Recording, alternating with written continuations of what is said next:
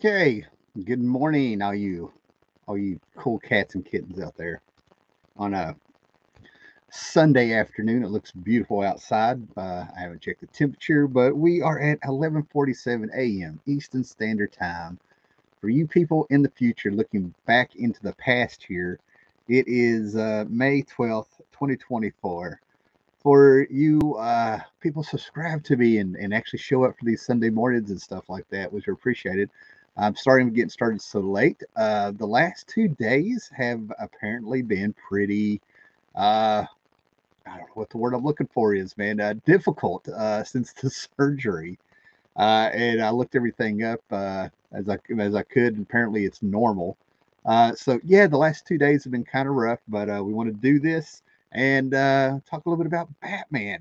Because who doesn't love Batman? And I'm really getting tired of sitting around the house and not be able to go out and do the things that I would like prefer to be doing. So of course, just like when people were kids, and the talks that I've had with people that I've talked about stuff, it seems like comic books were always a part of like being stuck home sick or being in the hospital when you got your appendix out or your tonsils and stuff. So yeah, that part of the hobby seems to be like something that can follow you along for years to come if you get into this and have a stack around, or have people who are like, here's some comic books. I hope you feel better. So they're better than get well cards, man. What time? John Jones. It is 11:49 a.m. Okay, thanks for popping in here, man. So what I have around me, and it is almost pathetic, is as I was kind of gathering this stuff around. If you saw the boxes in the floor and everything piled up around me, since I can't lift anything right now over 5 pounds, uh, but it is almost pathetic, the Batman stuff I have around me, and I still don't have all the Batman comics that I had accumulated over the years because I would go through and ended up needing to make space, and there was such a glut of great, mediocre, and so on, different levels of Batman. Books that are just there for that monthly feel to keep it going, sequentially going, nothing really changing, a lot of character development, a lot of Batman is going out there and kicking butt. And as I'm saying this, I'm remembering one Batman comic book I didn't pull out. That's all right. That's all right. Because this isn't really a top 10. What is this?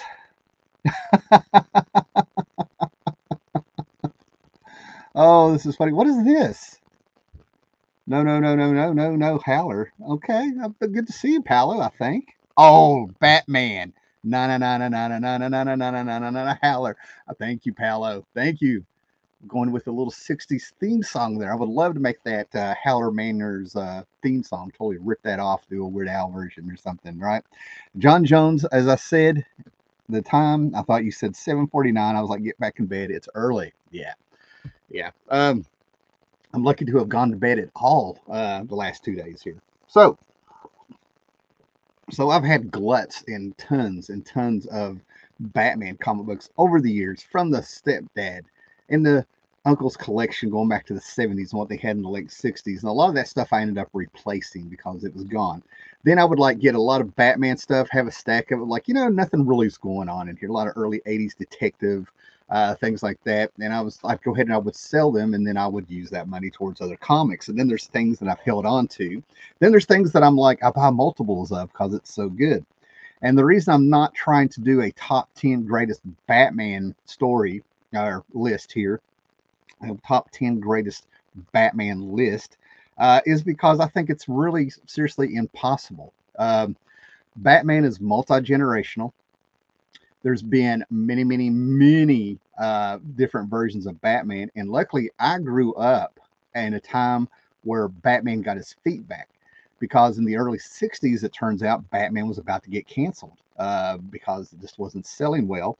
And their idea of a revamp back then, in the early 60s, apparently, is they put a yellow oval around Batman's bat. Before that, it was just a black bat, black on gray.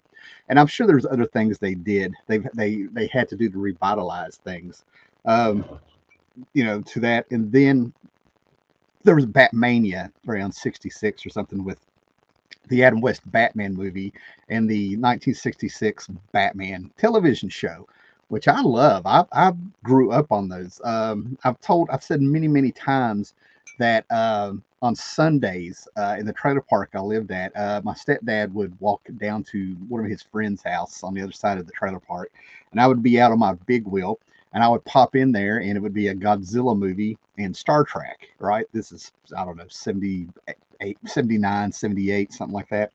But somewhere along the line, I saw the Batman movie from '66 and loved it. Still love it. Still have it. I still have the VHS. I have the DVD. I can watch that. I got to be in the mood to watch the show now. That '60s show, same Bat Time, Bat Channel. But that show actually did a lot of damage after the Batmania wore off and things, and Batman apparently was very close to being canceled, and it hurt comics in general with that campy tone and look. And then Batman came in with Denny O'Neil, and I'm sure there's more people involved in what I'm naming, but the big two were Denny O'Neil and Neil Adams revitalizing Batman. We're actually kind of taking him back to his golden age roots when he was dark and brooding and things like that. And that's the era I grew up in. I grew in after that. There was the Marshall Rogers, Steve Englehart era where they kind of elevated the Joker a little bit. With those two teams, Batman really popped. And then we get into the '80s, and that's when I felt like there wasn't really a lot going on. But what happened in the Batman mythos is Robin kind of grew up and became Nightwing, and a lot of people didn't quite catch that didn't read comics normally, that they didn't quite catch that when Jason Todd was killed, they thought it was the original Robin. And as I've said before, I'm one of the people that did get to vote on killing Jason Todd and things like that. So you had the Frank Miller era, the Grant Morrison era, the Vertigo era that came into the '90s and stuff, the Norm Brayfogle, Alan Grant era, all the way up into the Scott Snyder and Greg Capullo era of the '52, the Grant Morrison, Adam Kubert era. Oh man, I'm losing Jeff Loeb, Tim Sale era, right? So to me, it's like multi-generational. So many great creators on this book, and a lot of the moments that people think about with Batman aren't actually Batman stories. It's just Batman was saved in the background to be the guy that popped up as a hero. If you want to know what I'm talking about, read JLA, Grant Morrison's first 4 issues, where these superheroes land on Earth and we find out they're Martians, and it had one of the top moments in comics of the '90s where you turn that last page and there's Batman saying like, "I know who you are. I'm going to get you bastards," or something, right? So a lot of time Batman is just that guy that comes in.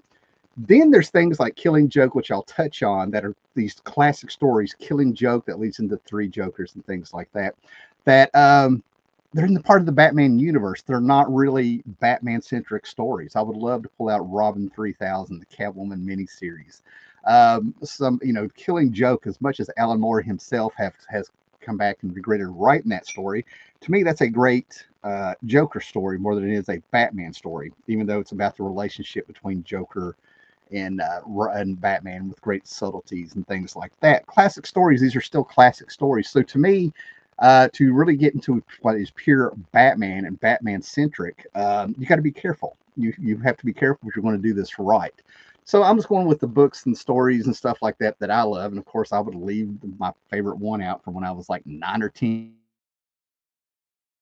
Uh, I'll probably talk about it anyway. I've shown it before. So this is the stuff that sticks out to me and some of the stuff that I do consider greatest, right? I love Batman Year One. I still kind of consider it a Batman story, but let's be honest, it's a James Gordon story. He's the one that's centric. Batman being 18 and spending a year figuring things out we had our moments. We had our moments, but it was James Gordon, which I thought was the genius of why that story works. Batman has such a rich, not only does he have like the greatest mythology out there, the greatest, mythology, the greatest rogues gallery, but he also has some of the greatest cast. Much like Superman, even people who do not read comics and maybe they've just seen the movies and the cartoons and everything like that, they all know these names. Commissioner Gordon. Batgirl was a response to the Batman show needing a female-centric character for reasons that I'm not real worried about talking about right now. It was a different time. And then some of the best Batman stuff that I feel like was consistent is the Paul Dini, Bruce Timm universe stuff. And it's more Bruce Timm's, at this point. But that '90s Batman, I'll touch on that. That '90s Batman cartoon. Now, the other thing that kind of gets it is that I was mentioning the mythology, and even despite Batman having different eras and everything like that, a lot of what Batman does with creators coming on and them having these fantastic and great stories, which also I think makes it possible to be to make a top 10 at that, because they build on each other, right? So maybe it might be time just to kind of get into this. Let me do we go check the comments, and I'll just throw out my first couple books here. I've actually got a plan in my head. And like I said, there's going to be some moving around. Comic Cam is about to come up for you guys that are fans of Comic Cam, right? Oh, and before I do that, there's a poll. There is a poll I have on my YouTube page, and it doesn't let me know when it's going to stop or shut down. But I have a question up, and you have 4 choices to pick from. Go to my YouTube page at some point and vote, because there's already been quite a few people voting. But it's which comic had the biggest impact in the 80s, and maybe I'll talk about that at some time when the poll's over. I have no idea when it's going to end. It does not give me it gives me the option to delete. It did not give me an option to set time limits, so maybe it's still up. And there's already been some great comments, especially I was glad to see Matilda Gothica pop in there, who didn't realize Mouse was from the 80s, and then she let me know, because she wasn't around in the 80s, so it's all right. All right. Paulo Costa is right there. One of my favorite Batman Elseworlds is a very oddball, the blue, the gray, and the bat. I think I still have that, sir. And the fact that you love that just proves my point. Uh, that there's so much great Batman stuff. It's so many different versions of Batman. I think it's really impossible to do a top 10, because you'll have to leave things out that there's no way everybody has read everything Batman that's out there. So much great stuff. It's just one of those characters that it's just one of those characters. Whoa, are we still on? That's weird. Hey guys, I got a camera issue here. Hold on, of course. Let me go up here. What happened? Is that better? Can you see me? Can you hear me? I don't know what's going on here. All right. I don't know. To me, my cameras were switching and everything on me there, and I lost like a bunch of people. So can you hear me? Can you see me? Tommy, can you hear me? Right. So let's go ahead and let me kind of show you some of the stuff I was talking about, right? We're going to start out with some of my favorite books that kind of show you these different versions of Batman. Say hello to Comic Cam. Let's see if we can get there lower. Like I said, I haven't been feeling great, so I didn't spend a lot of time really setting everything up. And as you can see, there are stacks and stacks of Batman books, right? Oh, what is going on? All right, we're back. Having issues here, right? So I've talked about this book many, many, many times, right? I have one of my buddies was nice enough to send me one that John Cassaday actually wrote, but this is a one-shot from Planetary by Warren Ellis, John Cassaday, right? This should be from the early 2000s. This is another reader's copy. This is probably my 4th or 5th copy. I have the hardback expanded edition. Yeah, Night of Earth from 2003. And basically the plot line is Planetary comes in, right? They're called in to on a case. It doesn't matter. It's just a plot point. So basically, Chiquita Wagner here is the main focus on this, while they're messing around with, could be the Joker, about what's going on. But there's something going on with time. And as Chiquita Wagner comes up here to let the other two do the case, we have Batman coming in, right? So we kind of start out with, a Batman that we don't know what era he is from, and he comes in with all his bat gadgets. And of course, Chiquita Wagner comes in here, and as she is fighting a guy in leather, we end up getting it's an Alex Ross. It's an Alex Ross design. It's the first one we get with great big huge bat wing swords, if you will. So as the other two guys do their case, Chiquita's out here just having a fight with Batman, and she's kind of getting turned on by the guy. He can stand up to her. He's all tight in leather. He's in shape. He smolders. He smolders, and everything like that. And then all of a sudden, right when she's like getting ready to confess her love to him, from this little fight, we get Adam West, Batman, pops in to Planetary. And she's like, "Oh, somehow you're not so sexy." And she hits him with a bat spray. Now, this is what I'm talking about, some of the greatest Batman moments here. Get over there. There we go. Hits with a bat spray. Now, this is what I'm talking about with Batman. The more you're into Batman, the more the mythos builds on itself. The in jokes come in. And that's why it's really hard. And of course, we get the Dark Knight Returns Batman that comes in there. He's face to face with everybody. Again, building on the mythos.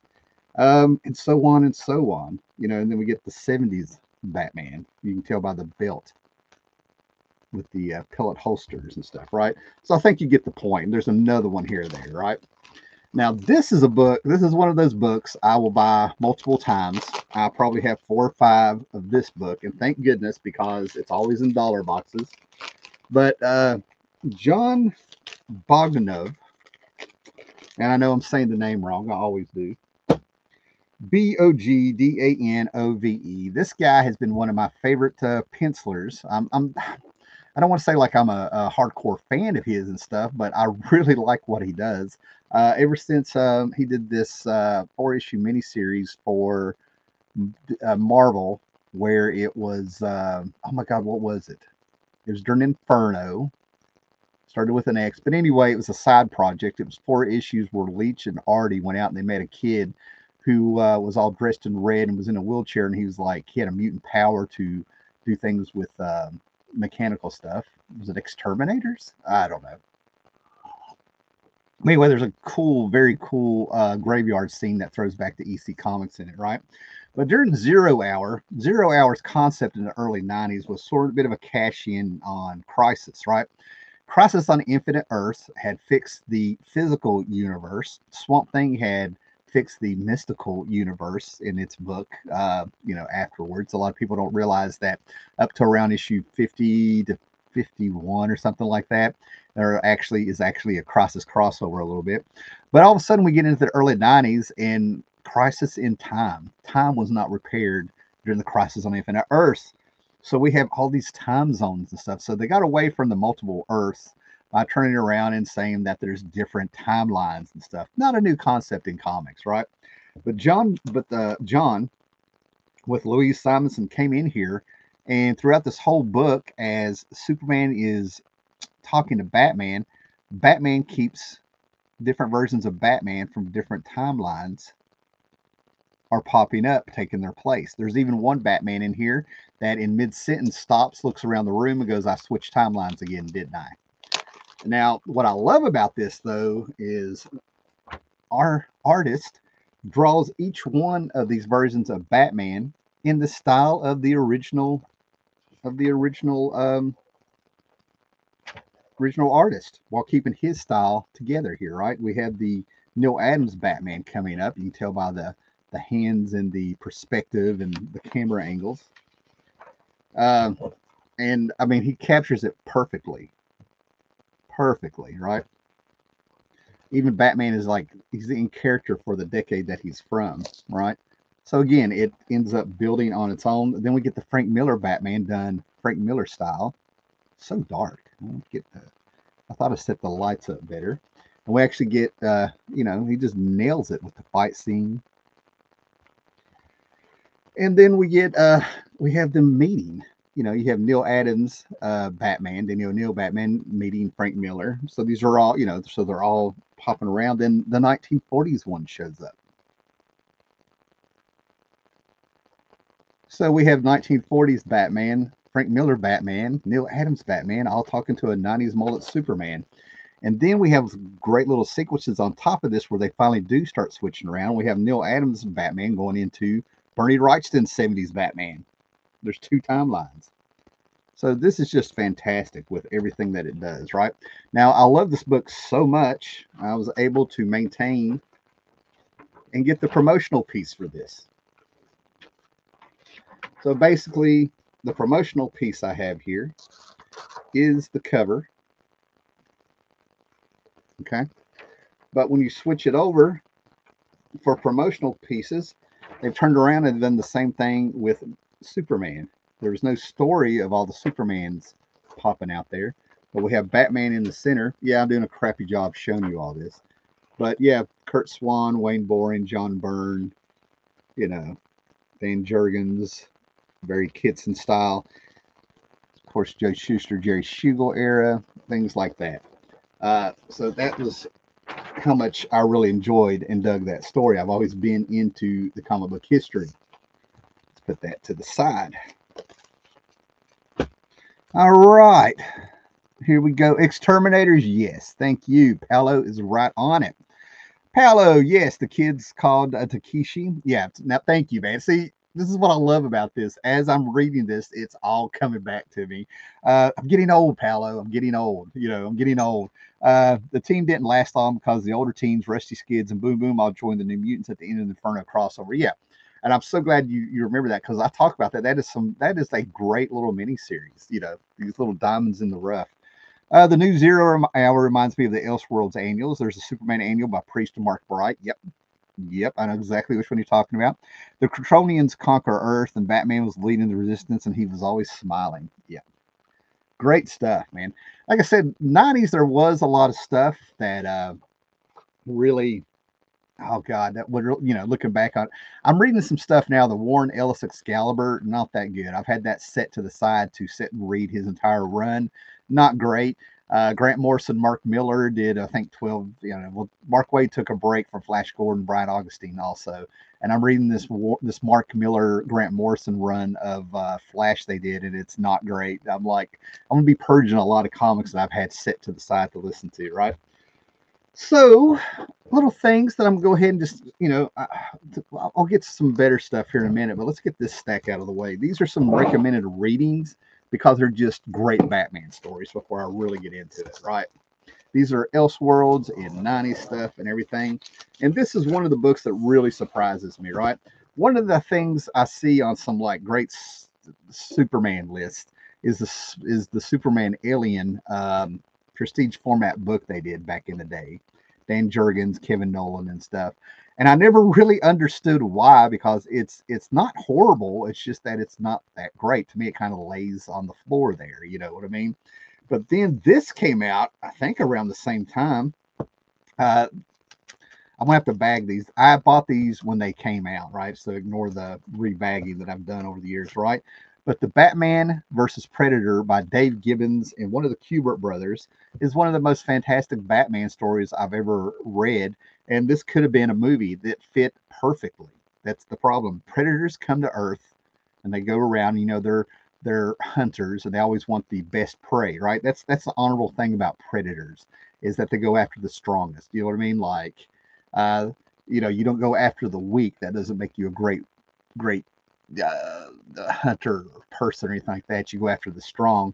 And Batman gets his ass handed to him. Now the Predator, I'm pretty sure, is hunting around other things, doing some other stuff, which sort of it's a hunting technique. You know what I mean? You kind of cause a big ruckus to see what comes out, so you'll know what's there. Anyway, so he comes out and Batman gets his ass handed to him, broken bones and everything. And he comes out in this fantastic armor. This is at this point in time, this was the second time I saw Batman come out in armor. Well, first time was Batman Dark Knight Returns and stuff, right? And I mean, it is a fight. Well played, Dave Gibbons. You know what I mean? Which one of the Kubert brothers is this? All right. It's Andy Kubert. That's what I thought, right? So we get a little flashback. The Predator literally beats the hell out of Batman to where we get Batman. And they find it. He's in a body bag. He's in a cast. His whole body is cast. I really need to bag this. Well, where is he? There we go. Here is Bruce Wayne after dealing with the Predator.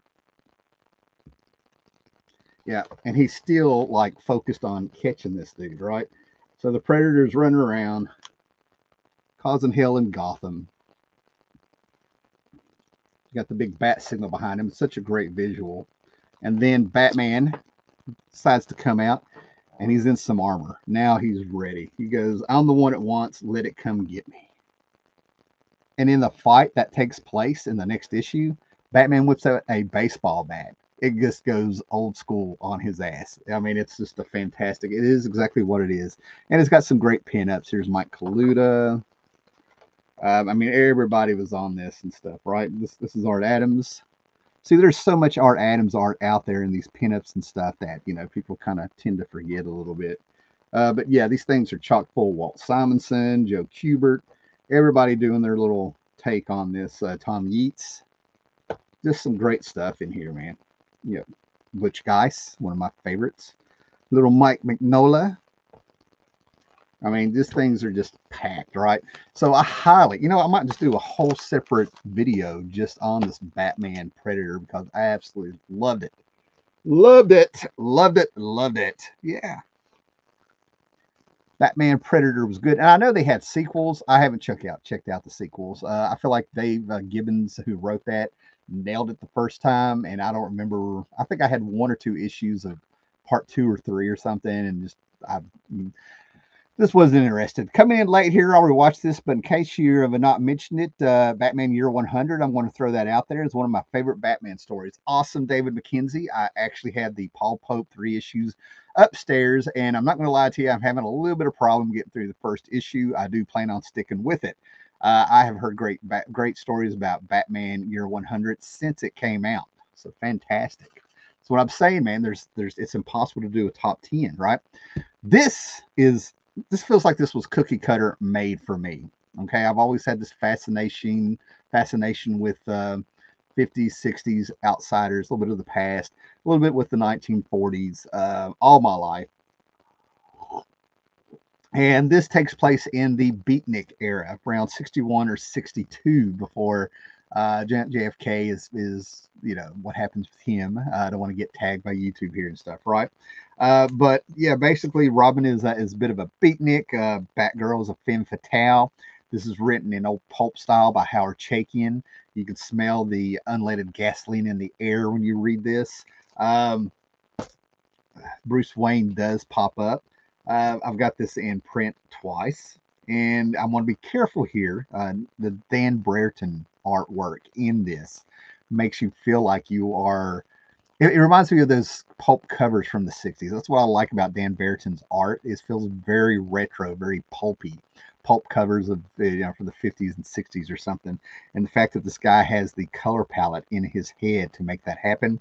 So when you read this, I feel like in my imagination, I am transported back to a Gotham during the Beatnik era.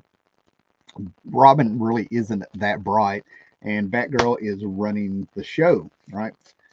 So Thrill Killer, in Thrill Killer 62, one of my favorite Batman stories. I've mentioned it many times over the years, and I will continue to, right?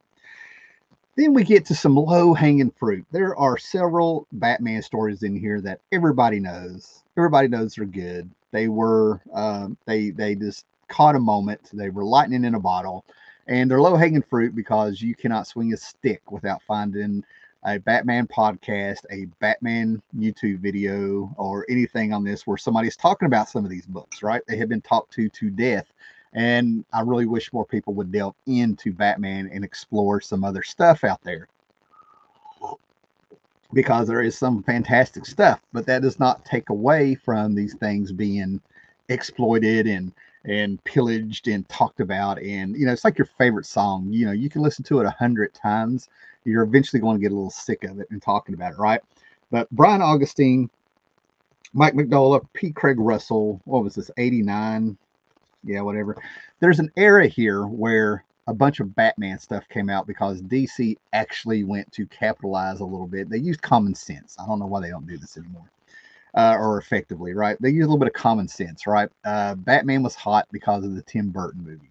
Batman had been hot because of Frank Miller, and of course the fans that were there before. And I do remember the Denny O'Neil, Neil Adams fans. That's what I'm trying to get at. The Marshall Rogers, Steve Englehart fans. They were all there and everything, right?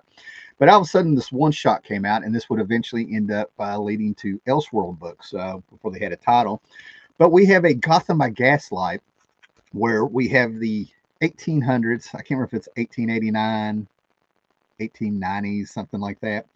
But that is the era of Gotham we have, and Jack the Ripper has come to Gotham. But this is a tale of Batman, and there's been 2 sequels to this, I believe, right? I have one in a box that I didn't pull out because I think it's lackluster.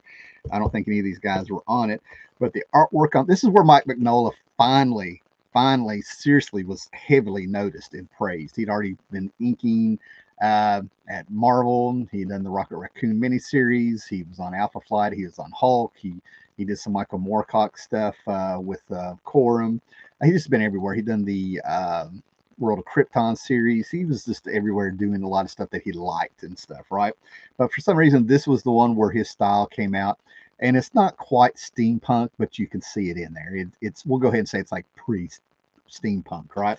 And of course, I always grab this bad boy because my original is beat up. And I'm pretty sure that this is technically the same Batman. I'm kind of on the spot here. I didn't. It's been a while. It took me forever to collect this, and they have finally made an adaptation of this on. You did it on DVD. It's an animated adaptation of this particular story. It's on Max. I watched Max. I'm not going to lie to you. I was able to get a really nice sleep one night watching it. What they're doing, but H.P. Lovecraft inspired tale of the doom that came to Gotham. That is a play on an H.P. Lovecraft story with that title, and basically, Bruce Wayne is funding it's in the late 1800s there. And there's expedition down in Antarctica that Bruce Wayne is involved in, if you will, and also the Penguin and things like that. That they end up bringing something very horrible back to Gotham. But it's highly, highly recommended with these books. Mike Mignola, of course, he's got this. This is Mr. Hellboy. This is the late '90s here. It's an official Elseworlds and stuff. He's in there, and a guy named Richard Pace, who I'm not going to say too much about because the guy just really does not. I don't think he comes off very well with his social media. Let's put it that way. And a little bit of Dave Stewart. Now, I can't comment on what Dave Stewart has done on this because I've never really noticed some things, right? But it took a while for me to collect this, and luckily these all came out of dollar bins. And then about a year or two later, after I finally get the entire series, they turn around and announced that adaptation. So this book popped for half a minute and stuff, right? So this is fantastic stuff. Mike Mignola does not do the artwork in it, I don't believe.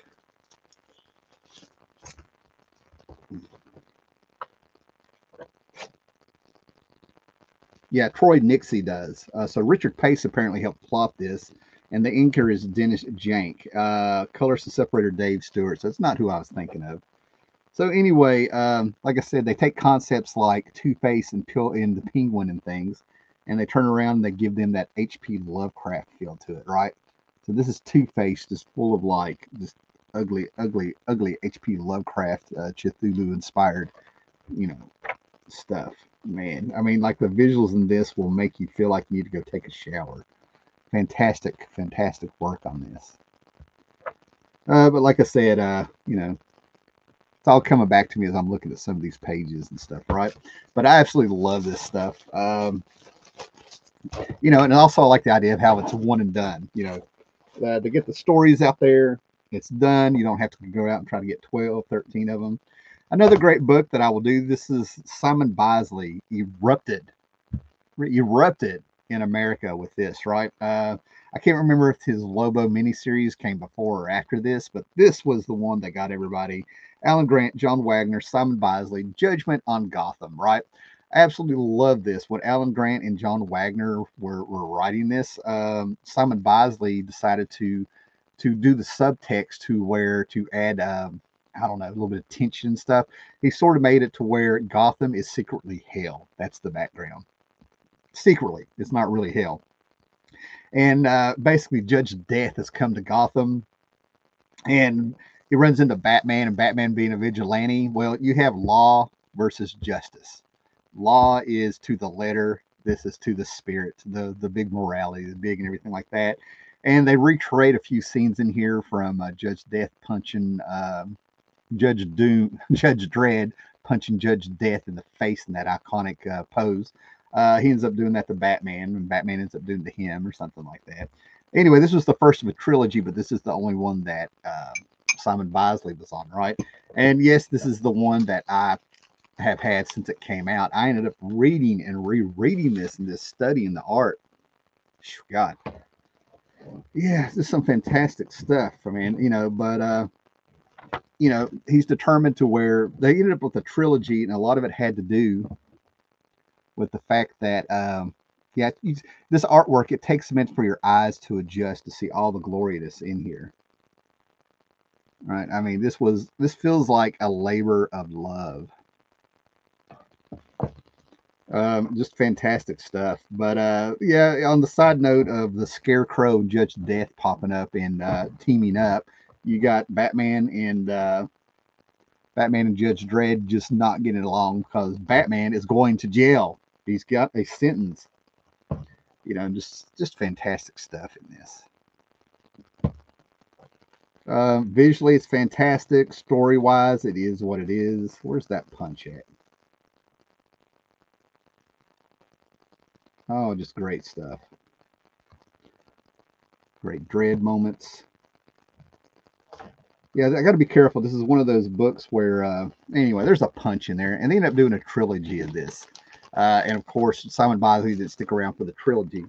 But I think the second part is the fact that Judge Dredd has decided no, Batman is going to jail for his crimes and stuff, right?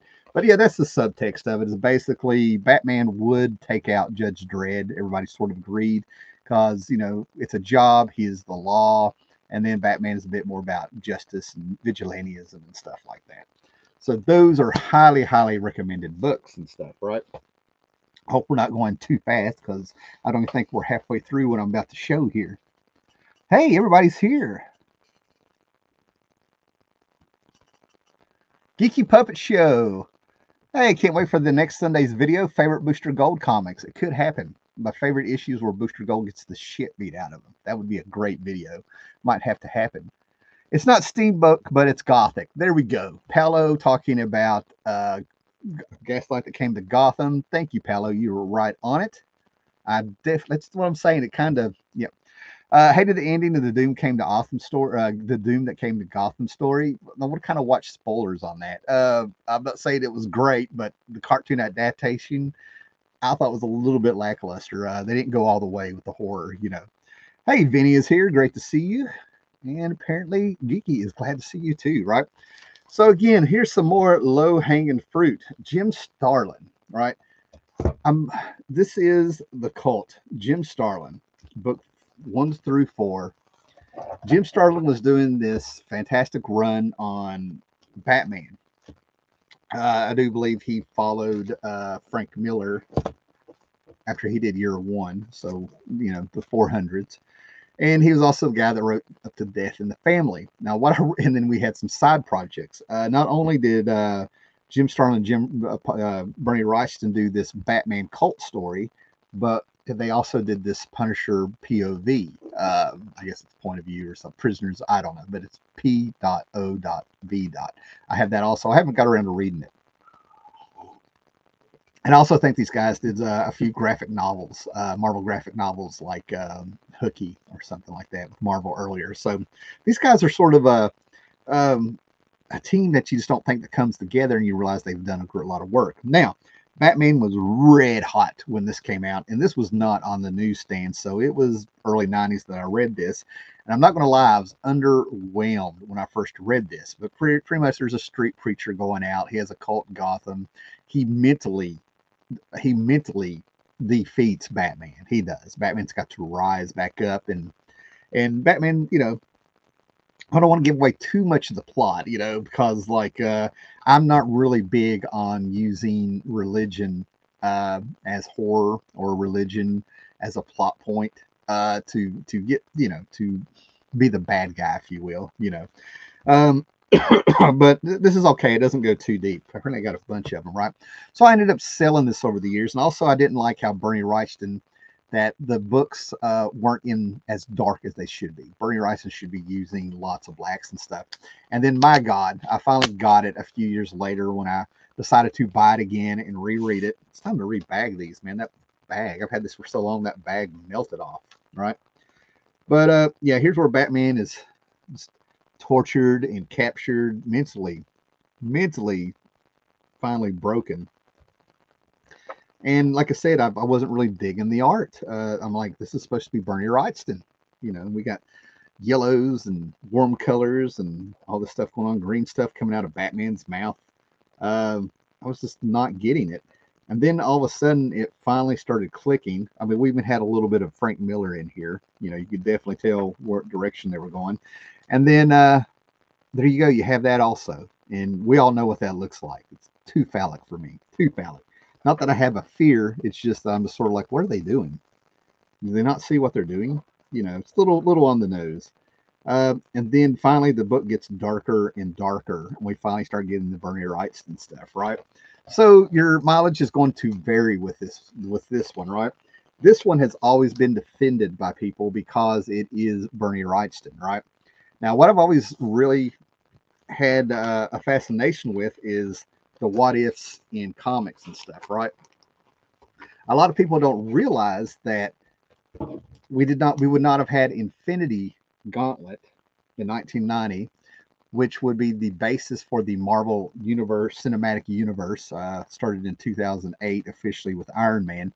If it had not been for Jim Starlin getting fired off of Batman in DC, um, well, who's red fire on fire because when they did the whole campaign of calling in for Jason Todd to be killed, and you would call into it, and nobody would know. You know, you had to buy the book to see the results, and they had two stories ready to go by Jim Aparo on whether he lived or died. Um, Nobody apparently had told the marketing department, and they were like, "What the hell do you mean you killed Robin?" You know, they're the marketing department. There's a movie coming out. They're talking about, everything that would be marketable with Batman, and you took a big chunk out of it.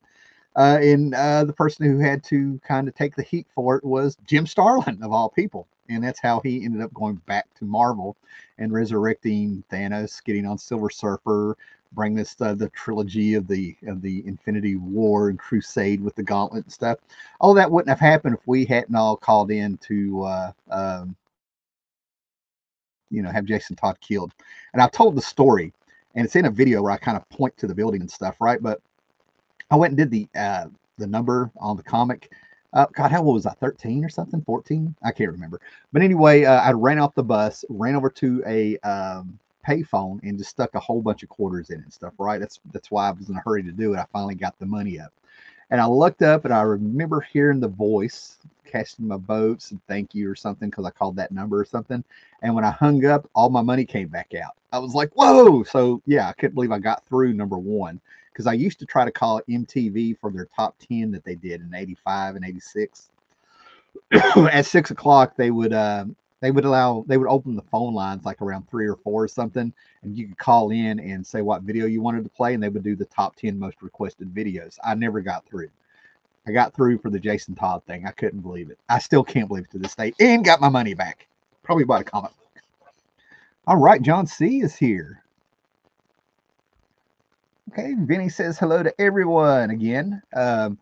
Starlin had major issue with the organized religion, as can be seen in Dreadstar's Lord Papal and Warlock's Magnus. Yeah, and that's why I kind of skimmed over that. I have no problem with, I'm rereading the Jim Starlin, the Warlock stuff from the 70s, where we bring in the Magnus and the World Universal Church and everything like that.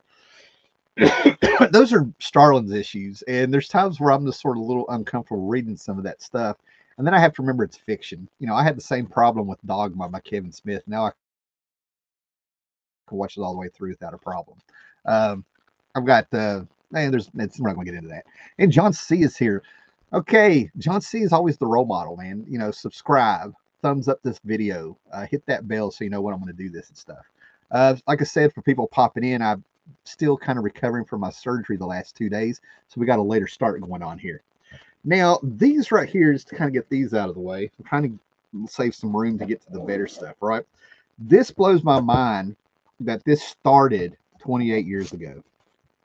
Because I remember reading these stories. They were hot and fresh and exciting. I absolutely loved this series. There was a Walden book still open. God, what was it? An hour away where I was able to get these. Let's shrink those down, right? So anyway, the first volume of Batman Black and White, okay? I think you got 3 to 4 little stories where creators would come in, and these were black and white stories.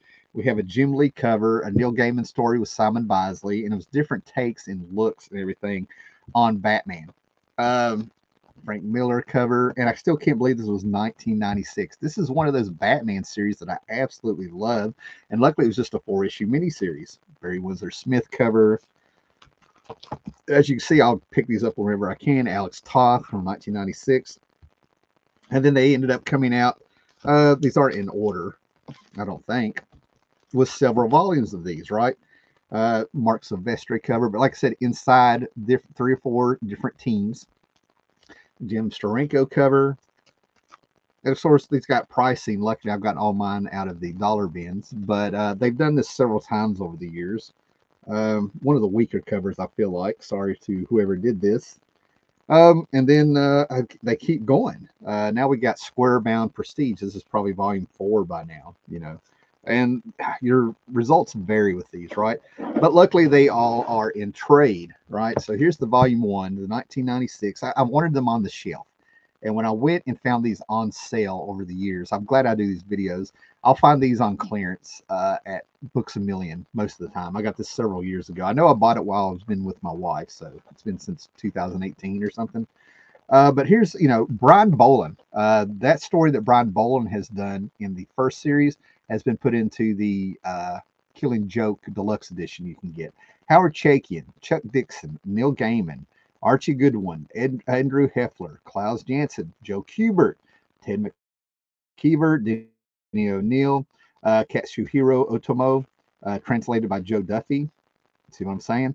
Bill Sienkiewicz, Walt Simonson, John Strand, who I'm glad was still, putting some stuff out with comics despite their other work. Bruce Timm, Matt Wagner, Kent Williams. And then here's the artist. Simon Bisley, Brian Bolland, of course, Howard Chaykin, Richard Corbin, Gary Gianni, Klaus Janson, Joe Kubert, Kevin Nolan, Bill Sienkiewicz, Brian Stilfreeze, Bruce Timm, Matt Wagner, and amongst other people. And this stuff is absolutely gorgeous. I highly recommend these stories, because if you don't like one, just wait and you'll find another one here, 2 of a kind. Bruce Timm, and like the thing about the trades, we'll get a little background on it. The Batman Adventures, Mad Love, The Hunt by Jack Kirby. Like, they just nail a lot of things really quick, right? And this, the Howard Chaykin story, I remember just kind of shaking my head. But the one that blew everybody away when they finally got around to reading it, there's the Richard Corbin stuff, man. Oh, geez. So glad he hit mainstream a little bit in the late 90s, early 2000s. But the Neil Gaiman story was the one everybody was talking about, because it's sort of like when you're reading comics, that's like you watching television, and this is behind the scenes. And it reminds me a whole lot of a Looney Tunes cartoon between the Sheepdog and Wile E. Coyote. So yeah, I highly recommend any of these volumes of the Batman Black and Whites. Just shows you how versatile, again, what I was talking about, why I think it's really impossible to do a definitive top 10 of what Batman is. Oh, we're going to have an avalanche of Batman stuff here fall in my floor.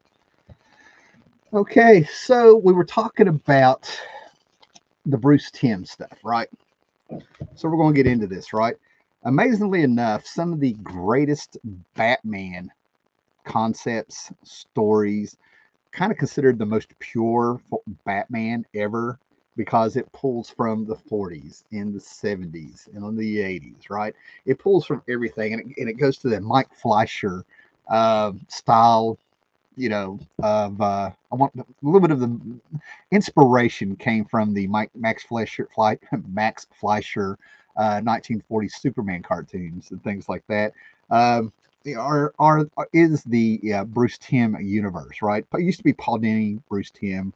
As time has shown, it is more Bruce Timm, and it always will be Bruce Timm. But it's the 90s Batman. And what was great about the 90s Batman animated adventures is that they actually did some adaptations, and I'll show you one here in a minute, of quite a few great Batman comics, stories from the comics that just blew my mind.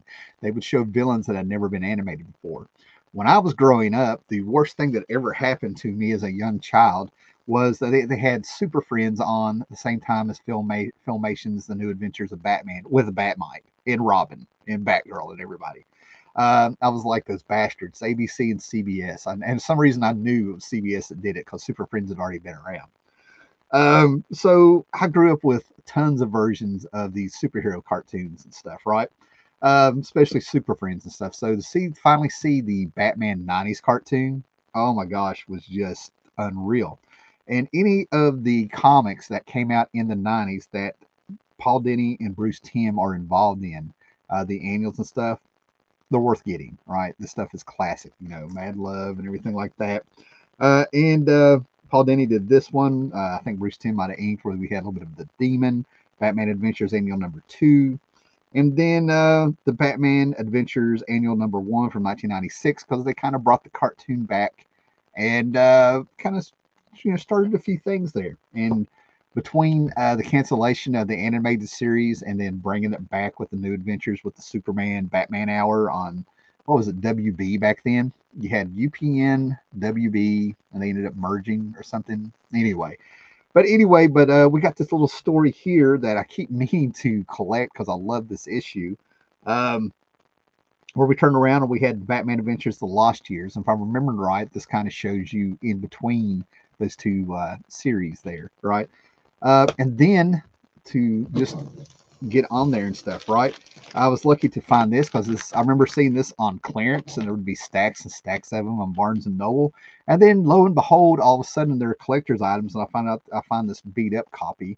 I'm so glad I made a video when I found it. I want to say I got it for $5. I don't know, but this is all the background stuff, the animated versions. It shows you who did what. It has all the title cards for the cartoons, everything that went on. So this is just great reference for Batman. The backgrounds, they would use black paper and then add the lights to them. They did it in reverse. Just great stuff. So much stuff to talk about and look at and everything in here. So that's what I'm saying. This could be your favorite version of Batman, and there's tons of stuff out there to read on it. And I'm always very grateful I found this because I passed it up even when this thing was on clearance. I should have known better. I figured I was going to go back and be able to just take my time and get it at another time. Let's put that to the side. Oh, jeez, my freaking. Okay. Anyway, sorry guys, a little bit of pain from that surgery, right? So that stuff is just fantastic, and it just amazes me how it doesn't feel like it's just for children, if that makes any sense. The Batman, and that's called the Batman cartoon of the 2000s. I've kind of come around to over the last few years. I watched that the same time that they also had a Legion of Superheroes cartoon on in the early 2000s. The designs and stuff kind of just blew everybody away, and they really did their own thing. We've talked about it before on here. All right, so a little one shot that's kind of cool to get because this guy was genius. But Harlan Ellison, if you guys didn't know, which I doubt anybody doesn't know, has always been a comic book fan or was a comic book fan. Rest in peace, Harlan Ellison. But anyway, he finally came around and he did this one issue of Detective Comics number 567. Then Offbeat Battale by award winner author, Batman. And it's not your typical Batman story. He definitely broke the formula at this time. This is 1986. But basically, Batman is out on patrol, and everything that he thinks is a crime isn't. He ends up having a relaxing night and can't believe it, and Alfred's talking to him, but it's done Harlan Ellison style. So, yeah, Harlan Ellison went against expectations. Everybody thought we were going to get this classic Harlan Ellison. I was 13 years old and was already had my expectations of this. So this is an interesting read, but it was just amazing that he went backwards with what he was going to do, which is why one of the reasons I don't think you see a lot of people talking about it. Right now, guys, I'm going to go ahead and throw this in just to kind of talk about my point. I do not consider this one of the great. I just pulled a few issues out. I've had a lot of these new 52 Batman and sold a lot of these new 52 Batman. Ended up kind of keeping these and stuff, right? Just for moments like this, if I ever did a Batman video, right? I do not think Court of Owls, Night of Owls, any of this stuff is classic Batman stuff. Greg Capullo does some great stuff. but it felt like Scott. Maybe I knew too much by this time. This is the 2000 teens, so maybe by this point I already knew too much. This is probably like 2012, I think. But I already probably knew too much. I read some of the stuff, and I'm like, somebody's been watching a lot of Stanley Kubrick, because I just felt like we were getting Eyes Wide Shut with a superhero spin and things, right? I thought Talon that came out of this was an absolute joke. I'm like, they're redundant. You already have these other characters, and this is just derivative. But people love this, so I want to kind of throw this out there as a little bit of fan service, because I want to talk about fan service in a minute. So, if you are a fan of the Scott Snyder Greg Capullo run, good for you. Now, me personally, as somebody who has finally got around to reading his Quasars, I'm 43 issues into a 60 issue run, trying to read it consecutively here and there, just because. To see where Greg Capullo, where I first found him, was those Quasar issues, was doing a bit of a John Romita Jr. style. And then to turn around and see him show up at Spawn and do a little bit of Image McFarlane inspired style, if you will, to turn around and see him finally shine, in my opinion, on his own on these Batman issues, art wise, it just warms my heart to see Greg Capullo. By this time, he'd been in comics for what would that be? 20 years, 30 now, a little bit over 30 now. Getting old and stuff, to finally shine and have people appreciate his stuff, right? So yeah, good for him, man. Good for him. This was on fire. I don't think it's one of the greats, but it's talked about. There's people that came in there. There's a generation now who have been reading comics, and they started in the 2000s and 2000 teens. So that's what I'm saying. And another book I'm kind of throwing out there that I go back and forth, because, like I said, this kind of builds up on things. And I also have a what is it up here? Maybe I have it in here. I don't know. Nah, I didn't bring it down. But anyway, I also have a hardback of Andy Kubert Batman works, where they strip it down and mostly the pencils and stuff. But anyway, Neil Gaiman came out, and this was a reaction to whatever happened to the Man of Tomorrow, the Superman story by Alan Moore that kind of closed the, said goodbye to the Silver Age Superman, right? Well, they came out with one that Neil Gaiman did called Whatever Happened to the Caped Crusader. And guys, they were pushing this. That's an alternative cover. They were pushing this, and they were advertising this because it was Neil Gaiman out there, right, doing this.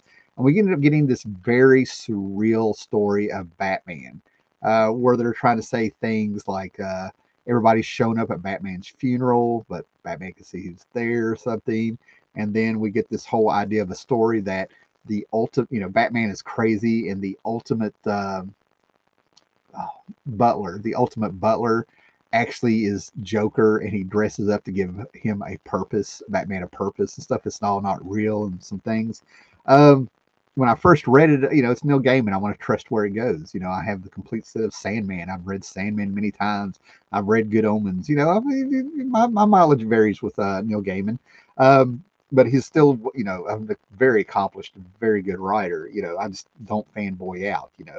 After I've read this and stuff, I almost think it's insulting to Batman. Something about like, all our heroes have lead feet or something. I don't know, but it may be time for a reread, right? So whatever happened to the Caped Crusader, your mileage will vary with that one, guys. What do we got here? All right. So let's just get this out of the way, right? I was going to save this to last, but let's get this Frank Miller era out of the way, right? Okay, so this book here, this blew my mind a couple of shows back that I did, because I have a timeline in my head. And luckily enough, up until the last few years, I wanted to go ahead and tell you the COVID actually did a number on me when I got it a few years ago. And yes, I have had a bit of a cloudy brain and stuff. And then also, I think going into my 50s, whatever. But I feel like, I have forgotten, a lot more than I remembered here sometimes and stuff, right? So I actually had this off by a year when I got this. But this complete Frank Miller Batman is one of the books that will be carried out during a fire. If I have to come downstairs to get it in the fire or something like that, because my grandmother got this for me. My grandmother and my mother went to the Great Mercer Mall. That was over an hour away, like I was saying, and this was up on a shelf, and they also had the greatest Joker stories, the complete Joker stories or something. That was purple in this leather, sort of leather bound book, you know. Um, but I wanted this one, and my mother was like, "Absolutely not! No, he's not getting that. You're not doing that and all this stuff, right?" Well, my grandmother, who was awesome because she would sneak a few, Pabst Blue Ribbons there, while we were driving around. Um, I ended up spending the night at her house, and this is what throws me off, right?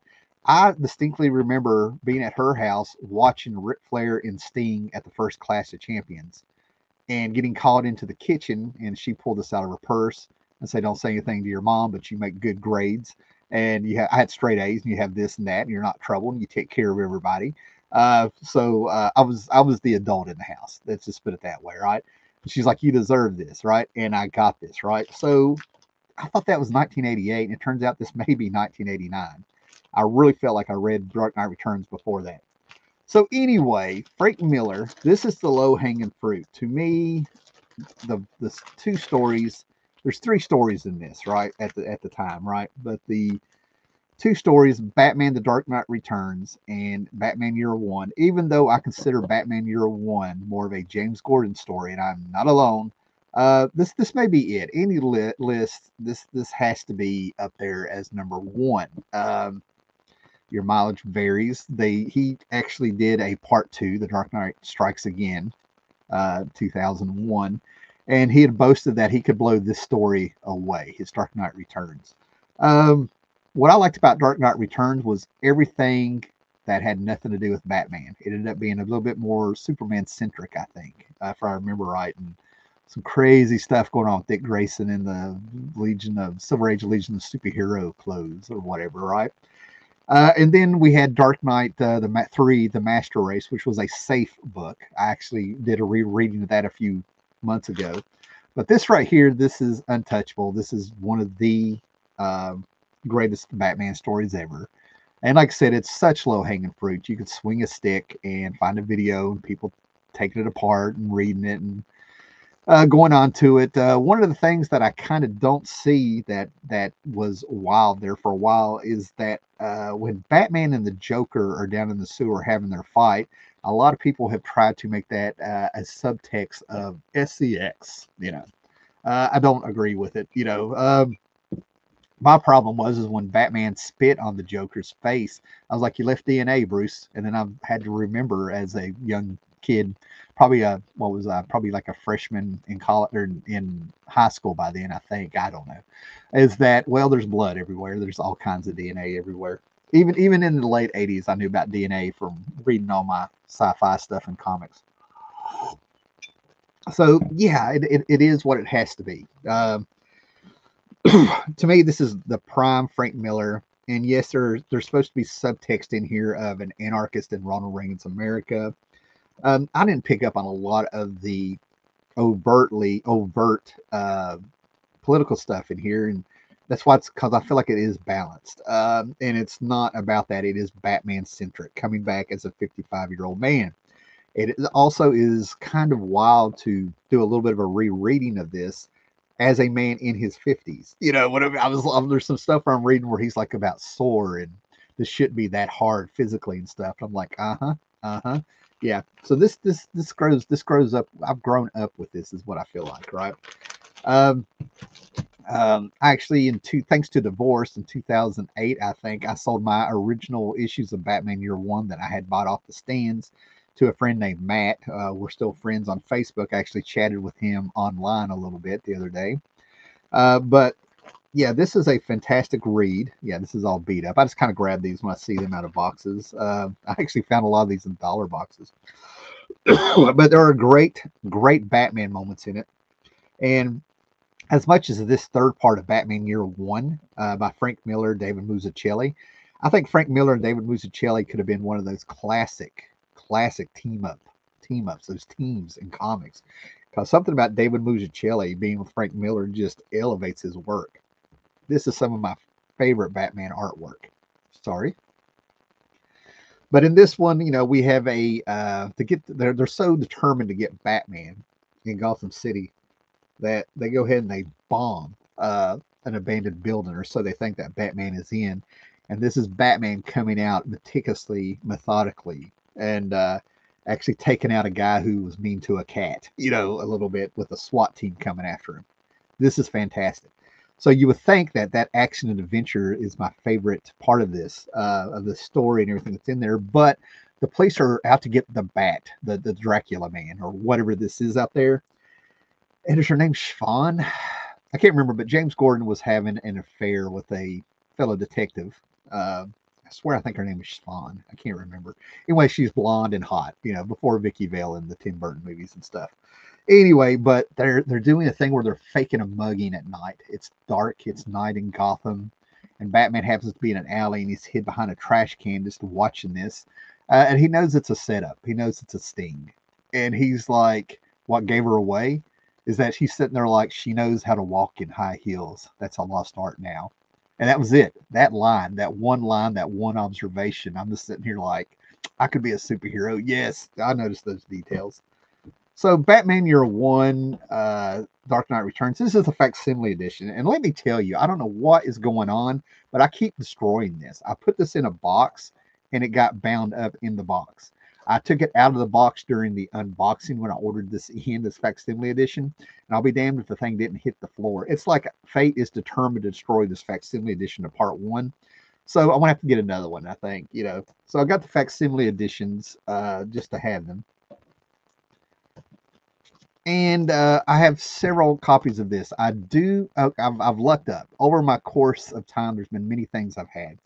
I've had Incredible Hulk 340 with that classic Todd McFarlane Wolverine cover on it. I've had that 3 times and found those both in flea markets. $2 is the most I've done. Unfortunately, I sold them over the years. I had Uncanny X-Men 266, I believe, which is supposed to be it's not, but it's the recognized first appearance of Gambit. I had it off the stands, sold it in, I think it was 93 with I had an 80 issue run of X-Men, I think. I was trying to get an apartment or something. I can't remember. I ended up selling those. And then over the years, I've found 4 or 5. And I found 2 within 3 months in the 2000s, around 2015 or 16. Thank goodness for Facebook memories and these videos and stuff. And I got another one that's all beat up, mid-grade and stuff, right? I keep finding those, right? So in 2000, I think it was near 2000, I found for $1 a piece all 4 issues that were first print. I ended up selling those probably to the same guy I was talking about in 2018. And over the years, I ended up finding first prints. They did end up being first prints thanks to mycomicshop.com finally telling you how you find the first prints. So I didn't drag those out, but this particular set here, 3 and 4 are first prints, and 1 and 2 are third prints. So in my Frank Miller box, I have the first prints. I found these on a wall, and the guy had them all taped together, and he would not let me look at them. And I tried to walk away, and it's one of the few times I gave in, and I gave $50 for it, right? And I immediately sat down in the place that I found them and found out what prints they were. But they are beautiful. They look awesome. This is really required reading. Now, for you guys that have not been here the whole time, I'm going to go ahead and tell you right now there's a poll going on that I have made on Facebook. Go to the community section of my Facebook page where I ask and I list 4 books there, what comic had the most impact. This is one of them that's on there. So go ahead and vote on that, and hopefully I'll be able to do a video. For whatever reason, YouTube will not let me set a time for that poll to end. It just gives me the option to delete. So I don't know what's going on with that. So Frank Miller, 80s Batman, that's the way I would go. Okay, all right. He's wrote All-Star, Batman and Robin. We've heard things. Your mileage varies with the sequels to Dark Knight Returns. I know there's something else he's written with Batman somewhere along the line. But there you go. That's it. All right. Let me put this over here. Okay. Let's see what we have here.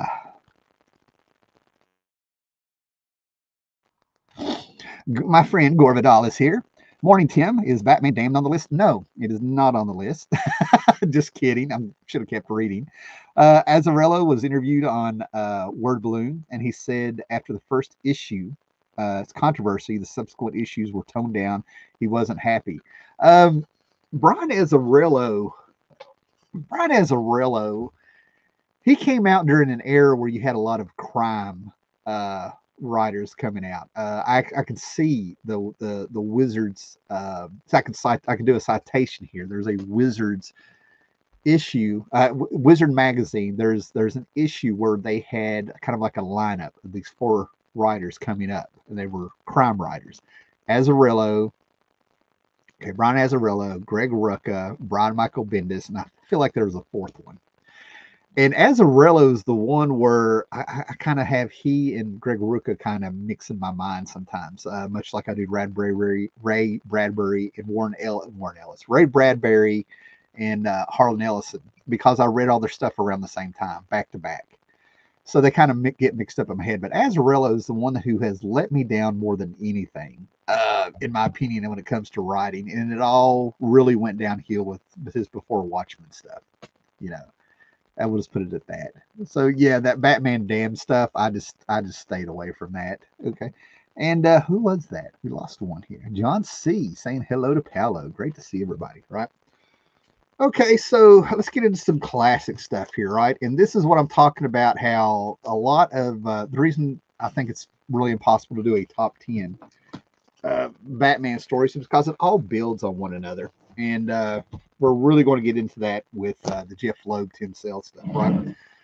So, one of the better stories, I think, of Batman, when it comes to his history and for you aficionados, if you are a Batman fan, is in the 70s with Batman 253, where the Batman asks, "Who knows where evil? What evil? Who knows what evil? Only the Shadow knows." What is that? That's what they actually have. That's horrible English. Anyway, but was Batman number 253. And if I remember correctly, in my little beat up copy here, this is the first time the Shadow and the Batman meet. We're going to his pulp roots. The Shadow, with at least maybe with Bob Kane, or who knows? Who knows who was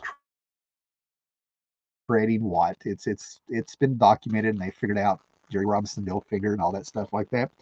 But if you go back and you look at the pulp the pulp stories, if you will, of the Shadow and his background and the things that he did in the shadows and stuff like that. Batman owes a whole lot to Zorro and the Shadow. Okay, and that's well documented. I think even the people who have worked on the book have been like, yes. So this book is significant because we finally get to see Batman and the Shadow meet, and they've met several times over the years, along with those pulp heroes of Doc Savage and stuff and everything like that.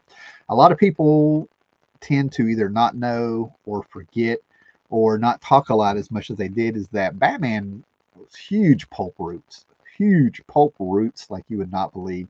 I hate that, God, how long ago was it? They had the Doc Savage, the Shadow, or something called like First Strike or something.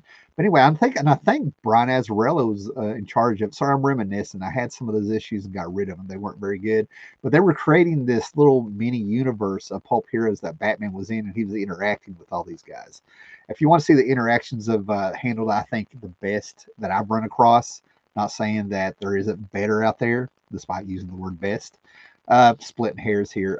It's Planetary. Planetary, where we get these analogs of heroes that Warren Ellis and John Cassidy did. Oh my God, sorry guys, I'm actually kind of having a good time here, right? So as a kid, now this is what I'm saying, how things build on one another. All right, it kind of ties into the to the. I mean, this isn't rocket science, right? But this right here, hopefully you saw the video where I found this. I think it may, and I'm sure I probably just put it in a. I should have gave this book right here its own video, which I have an ideas now. I should be writing this stuff down. And I probably just had it in a haul video, but it was a big deal to finally find this book. This, in my mind, is possibly the first Batman book comic I ever read.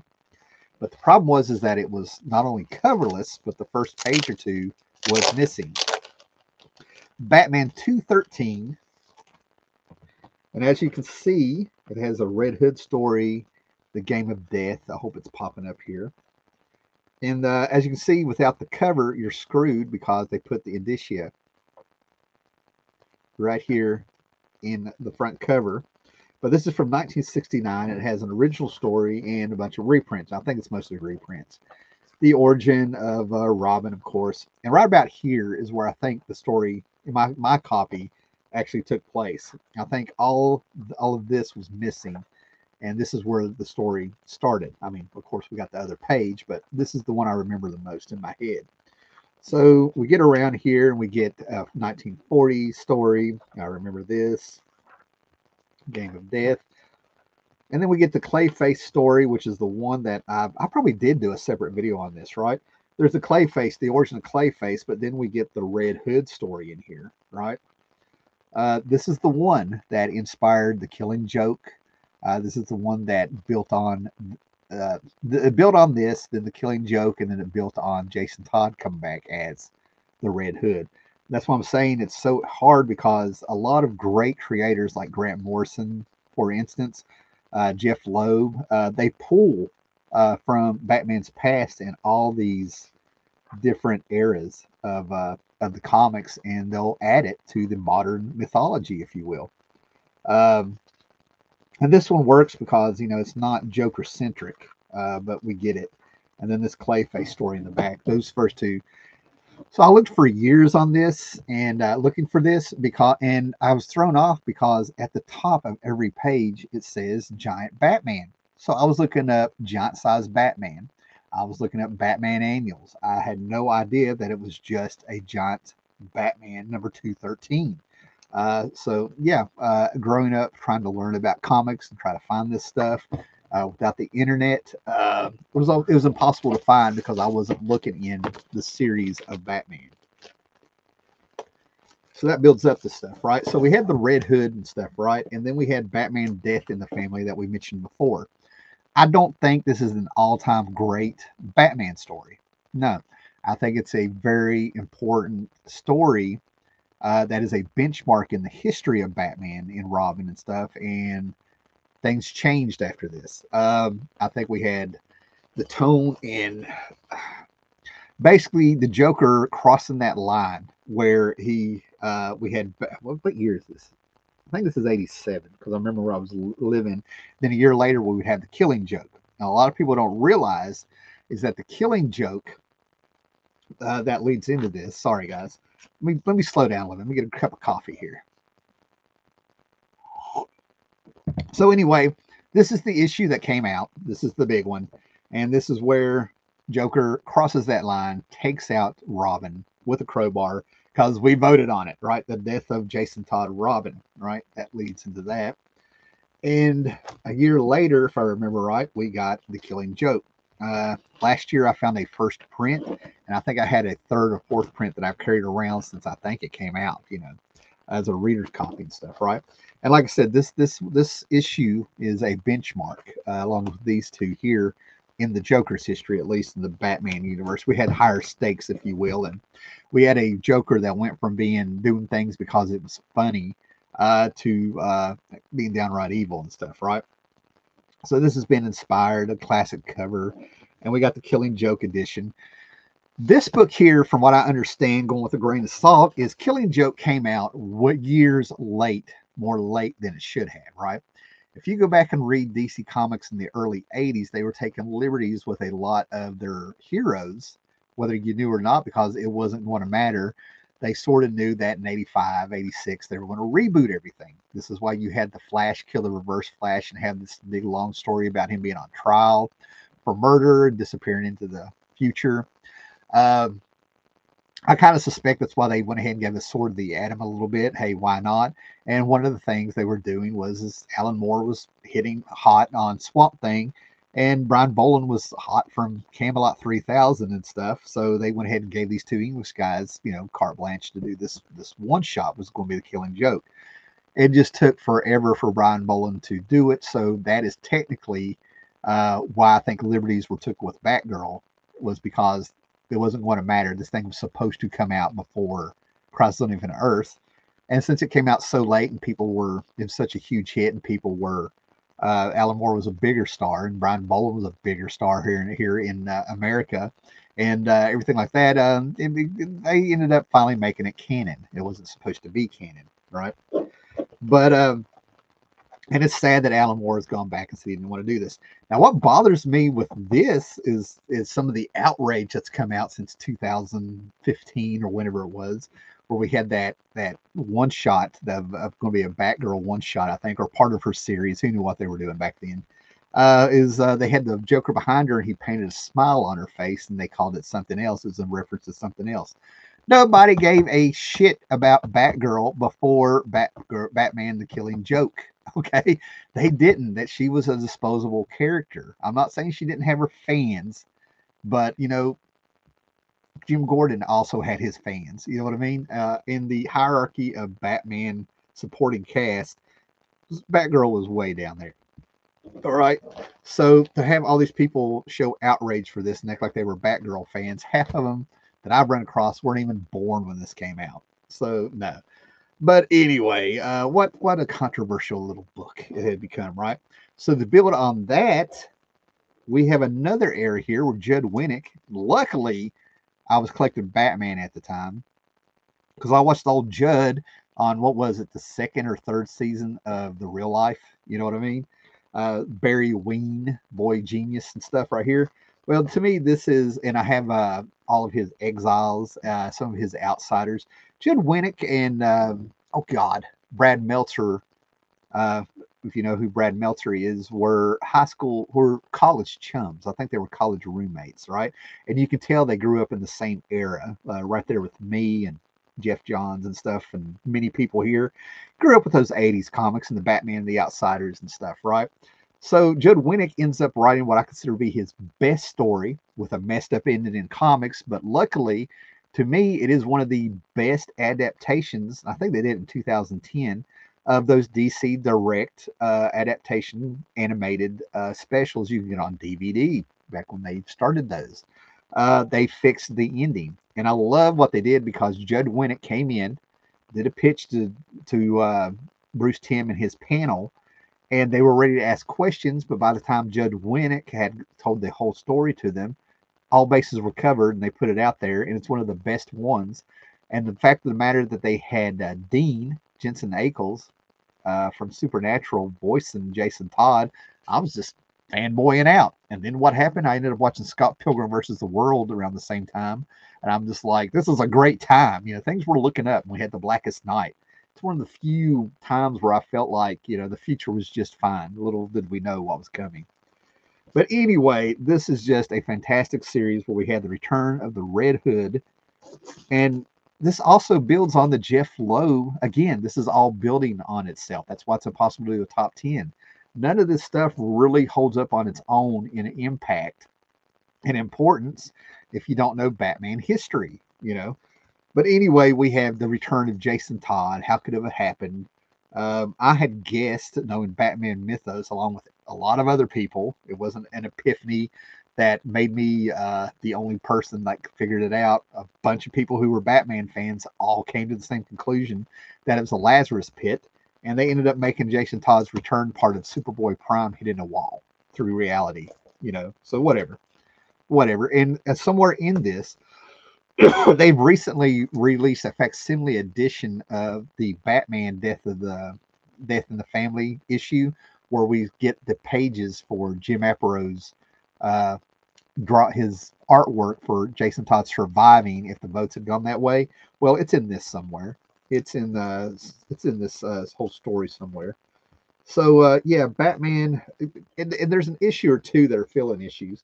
So Batman 335 to 650 and the Batman Annual, which is probably where those pages are. That's a story all on its own about the return of Jason Todd and the impact. Now, there were things going on in the 80s I wish they would touch on with Batman. I'm going to go on a little side note here, give you a little bit of history because it's all just popped in my head. But Marv Wolfman, I really wished when I met him back in 2012 or 13 that I'm glad I asked him about things like his Total Eclipse miniseries he did at Eclipse Comics. He said was for a favor, and we talked a little bit of Teen Titans and stuff. But I really wished I'd asked him, did he think Batman was an asshole? Because if you go back to the early 80s, there's this tone in Batman that if you weren't reading them, and I always felt it, and as I got older, I was able to put it together. But this is all about Jason Todd dying. But before that, Nightwing had a, Dick Grayson grew up, threw away the Batman mantle, became Nightwing, had a girlfriend he was sleeping with, became his own man. He grew up, and Batman lost his stuff, and he was like a big asshole to everybody. Right, this is asshole Batman years, right? And he ended up forming the Batman the Outsiders after he smacked away the Justice League. So it took Metamorpho, Black Lightning, Halo. It took 4 people to replace Robin in his mind. He was making new soldiers, and then they got away from him, became just the Outsiders, and Batman was all mad. But in the midst of that, they had a Teen Titans Batman the Outsiders crossover where, they shook hands at the end of it, right? Well, if you go up to New Teen Titans number 55, who is Donna Troy's story, where I think George Perez returned, it's number 55, and there was a Nightwing book later on, I want to say it's in the 60s, where they did 2 aftermaths of Jason Todd dying that made no sense. But the New Teen Titans one that I actually have, Batman smacks the hell out of Dick Grayson, saying, "Don't you dare!" Dick Grayson gets in his face and is like, "You took Jason Todd out too soon," and Batman smacks him in the Batcave and tells him, "Don't you tell me about Jason? Don't you tell me anything," or something like that. I always felt that was out of character. So Dick Grayson, in things that seem to evolve Marv Wolfman in that era, it felt like he became more unhinged with Dick growing up and going away than Jason Todd dying, even though we got more mileage. So anyway, where did this probably come from? A little build upon. Why did I say this builds on Batman and stuff, right? Well, let's go over here to another great team of people that I recommend all of this stuff, right? We're going real long here. But we got Batman Legends of the Dark Knight Halloween Special, 1997, I think. Jeff Loeb, Tim Sale. One of these I have signed somewhere. Batman Ghost, 1998. We got Halloween specials every year there for a little bit from those 2 guys. And they came from Batman The Long Halloween, where we go back to maybe around the era. It's been a while since I read this. I have a hardback over here of the black and white art by Tim Sale. And I had issue number 1 and stuff signed by Tim Sale years ago, and I sold them, but I kept the Superman stuff. Talk about being backwards. But anyway, Batman The Long Halloween came out. 13 issues of a year-long crime where a killer is killing somebody at every holiday, and all of a sudden Calendar Man is elevated and stuff, right? But it ended up becoming, in my mind, a Harvey Dent story. It got more and more Harvey Dent because Harvey Dent, James Gordon, and Batman. Maybe it was Jeff Loeb that made it that way, but they were all friends. I get my Two-Face history a little mixed up in my head because Roy Thomas wanted to. Harvey Dent's original name was Harvey Kent, and Roy Thomas, being Roy Thomas, wanted to write it to where Harvey Kent, Two-Face, and Clark Kent ended up being cousins by adoption there. He was related to the Kents, but it was Harvey Dent. So in my mind, anyway, neither here nor there. So The Long Halloween is loved. This is so loved by everybody, and it's so well deserved because there's certain things that Jeff Loeb does. Jeff Loeb does this thing where sometimes he doesn't stick the landing, and then he'll do something like this and a Batman Superman story that he did in the teens, where you can just tell he's just bringing in all the stuff he loved as a kid, right? So they did The Long Halloween and got a lot of mileage from it, and then they had the Dark Victory sequel to it, which I actually sold. This is a Wizard Special number 0 that I just ran across and stuff, right? So that's a classic story for you. And I don't know. I've watched on my Max app. I've tried to watch the 2-part adaptation they did of it, and I just cannot get through it. But the ending of that Long Halloween has one of the best endings, not just for Batman or Harvey Dent or Two-Face or a comic, but in my mind, one of the greatest endings for any mystery story ever. I was like, Jeff Loeb may want to go into the mystery novelization business in my mind in that. And then we'll get the Batman Hush here. Let me see here.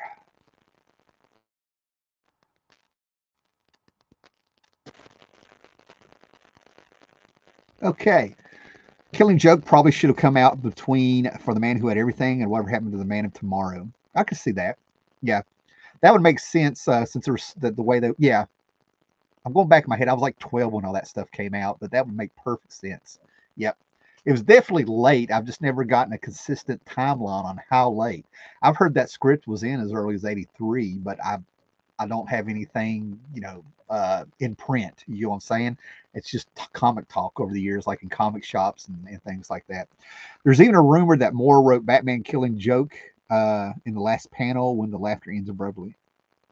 Oh, yeah. There's even a rumor for Batman that wrote Batman. There's a rumor that Alan Moore wrote Batman killing the Joker in the last panel when the laughter ends abruptly. Right. I'm actually Paolo.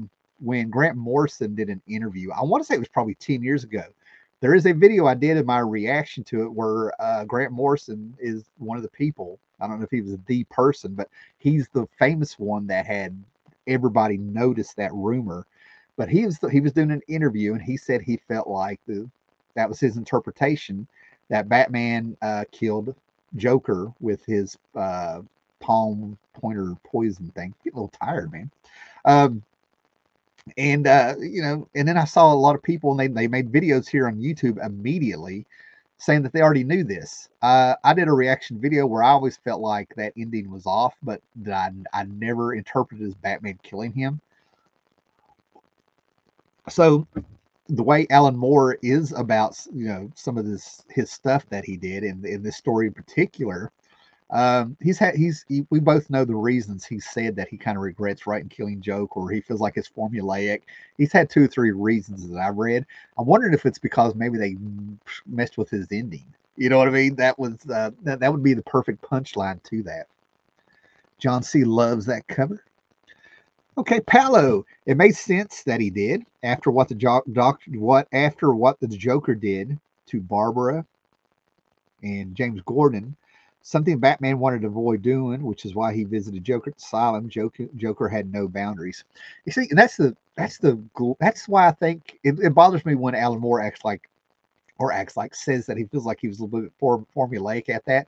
This was the subtext. The Joker was out to prove that anybody could have one bad day and become insane like him. They could be him just due to one bad day. So that's what he was trying to push James Gordon into doing, and him becoming a bigger man.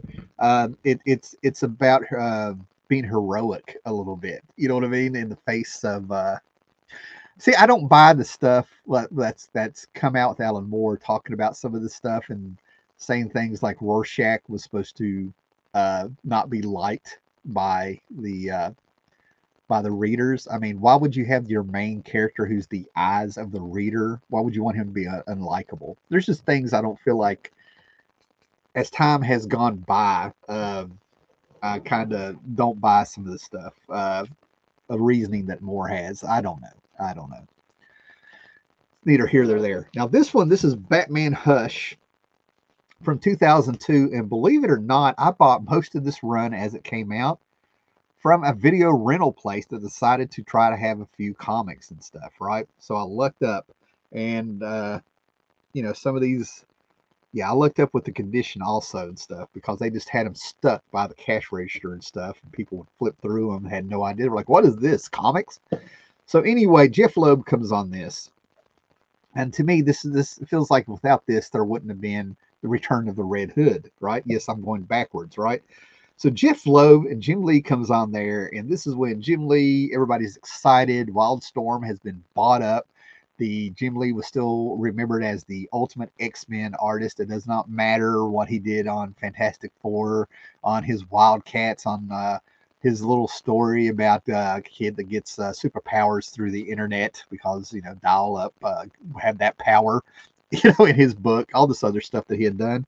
Jim Lee was on Batman. Wildstorm had been bought by DC and all this other stuff. And it's Jeff Loeb, the guy who did the Long Halloween, is coming back and stuff, right? And Jeff Loeb flat out admitted, and I know it's a memory, but I guarantee I can find it somewhere if I really did some digging or something. But this whole thing was going to be fan service. Jeff Loeb said he's going to take this opportunity to do all the things that he ever wanted to see Batman do. All right, I have no problem with fan service. Sometimes when you stick with a series and a book, you got to have a payoff, right? If you remember in the 2005s and stuff like that, we had Lost, Lost was just celebrated and huge, the TV show, right? And everybody was like, oh my God, where's this going? And we ended up finding out that they didn't have a plan. They were making it up as they went along, and people actually figured out what was going on in Lost. At the same time we had this fantastic first season of a show called Hero. We were starting to get a new format of television series that were a bit more serialized and with long going subplots, and basically we were getting comics on television and mystery and stuff like that, right? But it was the show Supernatural that learned from the mistakes of those two series, because they would make sure that you got a payoff before the end of each season if you stuck with them. And that's why I don't have a problem with fan service as long as it is used in that manner, as a bit of a payoff, a reward for sticking around and seeing these things, right? And then sometimes you don't want to do, you need to know. And let me give you an example of bad fan service. Wolverine Origins. Okay.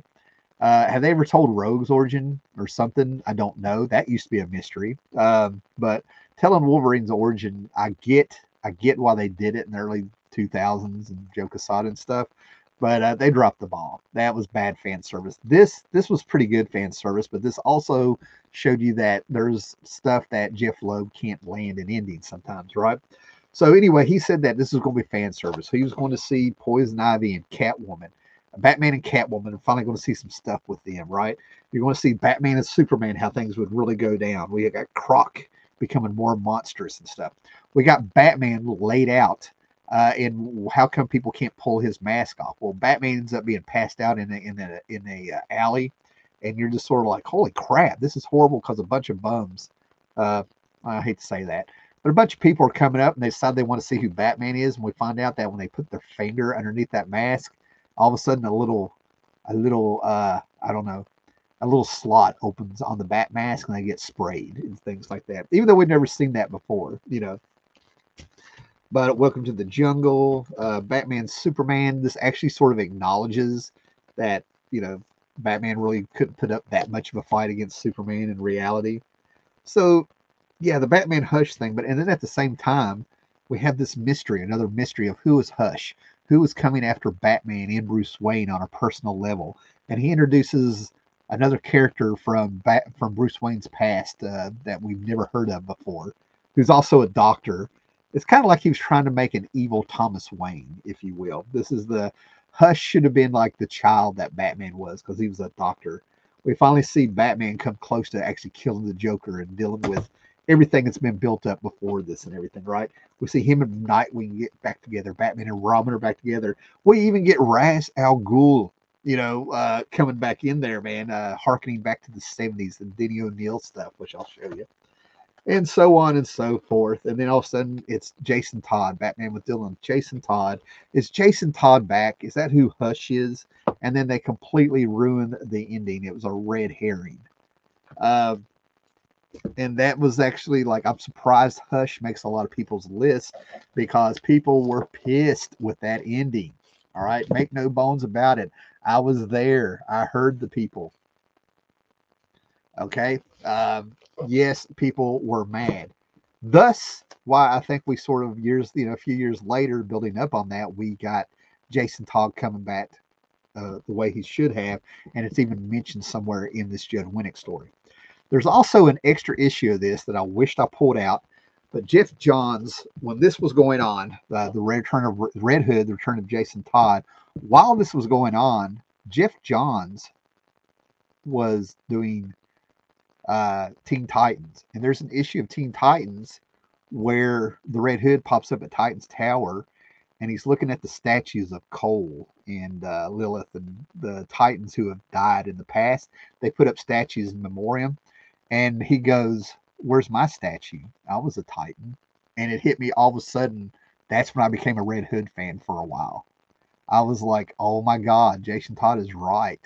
Nobody, the Joker's still walking around living. The Titans completely, nobody ever mentioned about his short time as being a Titan, and he didn't get a statue.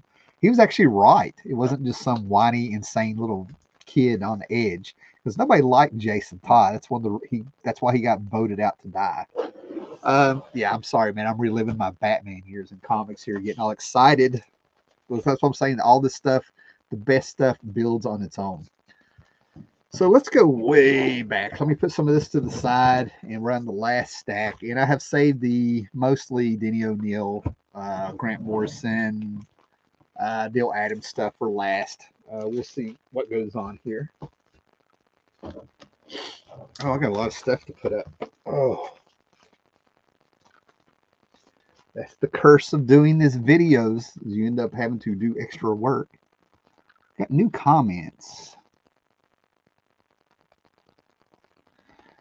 Batman smacking Dick proves Tim Drake's later point at becoming Robin. Without a sidekick, Bruce will start to lose his marbles. Yeah, the light in his eyes. Yeah, the light, the bright colors, inadvertently actually symbolize that Batman needs a little light in there. That was the storyline I feel like they were going with, but they really took it way too far with Batman lashing out and becoming emotional and stuff. Let me make a little side thing here. I'm going to show one more stack here in a minute, man. But let me talk about. I got to back up here for. This is mostly for the people that pay attention and actually, might remember this and stuff, right? But I talked about the three Jokers having a huge plot hole. Now, I had a moment over. I don't know when it was. It's been over the last month, we'll say, right? I wished I'd. Oh, I might get on Facebook and try to screenshot it or something, maybe show it. But I actually ended up having a extremely civil conversation on Facebook about comic books. Somebody had posted something about the three Jokers, and I came in there, and as I do most of the time, sometimes I made an effort here. Is what I'm trying to get at. So I know this time I was coming in trying to plainly state it, but I was like, I'd like to have the plot hole addressed. The three Jokers plot started when the Mobius chair from the New Gods, Metron's chair, that's very knowledgeable, popped up. Batman gets on the chair and he asks it a question: "Who is the Joker?" And he says that's impossible, and we find out there's three Jokers. So we waited years, and we finally got the Three Jokers Black Label series by Jeff Johns, and I think I can't remember. But anyway, we get the whole storyline where there really are supposed to be three Jokers, and we get the whole story. And it ends. I'll go ahead and do a spoiler here, but it ends with finding out that Batman, who knew who Joker was the whole time, and if you go back to the Killing Joke, Bruce Wayne, Batman, helps relocate for some reason out of the blue before there was ever a Joker. These guys were on his radar, the Red Hood gang or whatever. But somehow he took it upon himself to help the police and stuff cover up the fact that the Joker's wife and pregnant wife and the kid were relocated, and Batman helped fund it away. And they went ahead and told this guy who would become the Joker that his wife was alive and stuff. We get to see it, And I'm like, what the hell? Why would you get in the Mobius chair and ask a question that you already knew the answer to? So I kind of was able to put that in the question form without all that explanation and stuff, right? And this fine gentleman, I had one or two people come at me. Then this fine gentleman came up talking like an adult, but not like somebody's dad. You know what I mean? Said that it's Batman. It's probably he wanted to test the chair before he believed it with a question he knew the answer to. I was like, oh my God, that fits. And I put in there, oh my God. I took it more of an emotional reaction by Bruce Wayne, Batman. When it comes to the Joker, everything's very emotional because of all the damage he's done to everybody. That I forgot that he could be methodical. Was he able to slow down and actually be the detective again? When it comes to the Joker. And I ended up having this very cool conversation about it, and I think the guy might have convinced me. Yeah, it didn't sound like something contrived. It's not some weird little weak plot point. It's in character, and you can still look at that moment, and depending on how far back you go with Batman, it works both ways, But it does solve the problem of the plot hole in the three Jokers, So now maybe I can be a bit more forgiving, except for the fact, why would you decide to? I don't know. Anyway, we'll just let it go. Okay, time to get back to some comics here. So anyway, we have this facsimile edition of a Treasury edition that came out in the 70s, where we get the epic tale and adventure. Let me get the original one here. The epic tale and adventure of Ra's al Ghul and Batman. All right. So we've been going really long, and it seems like I really should show some of the artwork in this and stuff, right? But this is from that era where we get a different kind of villain with a little bit more of a revamped Batman that pretty much has set the standard for a while. You know, as a as for what I was being. This was just a little bit before I was born, right around when I was born, when these books came out, and they recollected these from the actual Batman title. Strange Adventures and these Batman books and a lot of Brave and the Bold were in the house, right? So basically, these stories of Ra's al Ghul. Let me see, 1971. This trade edition came out in 77. Apparently, these stories were from 1971. Batman 232. But anyway, there's a whole lot of talk here about the Ra's al Ghul entering Batman's life, and they did a fantastic two-part adaptation of this story with Paul Dini and Bruce Timm and all of them in the Batman animated series of the 90s. But this was a different kind of villain because this was a villain who had a world. Let me get this down. It was almost like a 60s Johnny Quest villain, you know what I'm saying, to be honest with you, right? But we have an environmentalist with a worldwide organization with ties to the League of Super Assassins and stuff, right? We're international, right? This isn't your lowly, gimmicky villain who's into kites, you know, and things like that. He's not so much Batman centric, and it's not all about Gotham City and fear and fear and superstition don't really play in here. And he talks to Bruce like an equal, calls him the detective, and he knows who he is. And then all of a sudden, his daughter ends up becoming romantically involved with him, right? So we get a lot of subtext here and subplots, and it gets very personal and stuff like that, right? So that's why this stuff has been pulled from, right? This was when Batman grew up. Let's put it that way, right? And some very bad things happened to him. And then when it comes to the Treasury editions, I recommend you finding this Batman's Strangest Cases, right? Because we have Denny O'Neil, Neil Adams, Lynn Wein, Bernie Wrightson, Frank Roberts, Dick Giudiero, and this Herb Novak. And I have a friend, Rod, if you're watching, this one's for you. Because I have a buddy, Rod, who was there in the 70s. And in the back of this book, they have this one story that actually was they did an adaptation in the Batman animated series also of a Val from the Grave, but they turned this guy into Croc. Batman, Denny O'Neil, Neil Adams. I don't know what issue of Batman this is, right? But first of all, we have my favorite Batman logo, right? This is the Batman logo. I have this on my refrigerator on a magnet and stuff, right?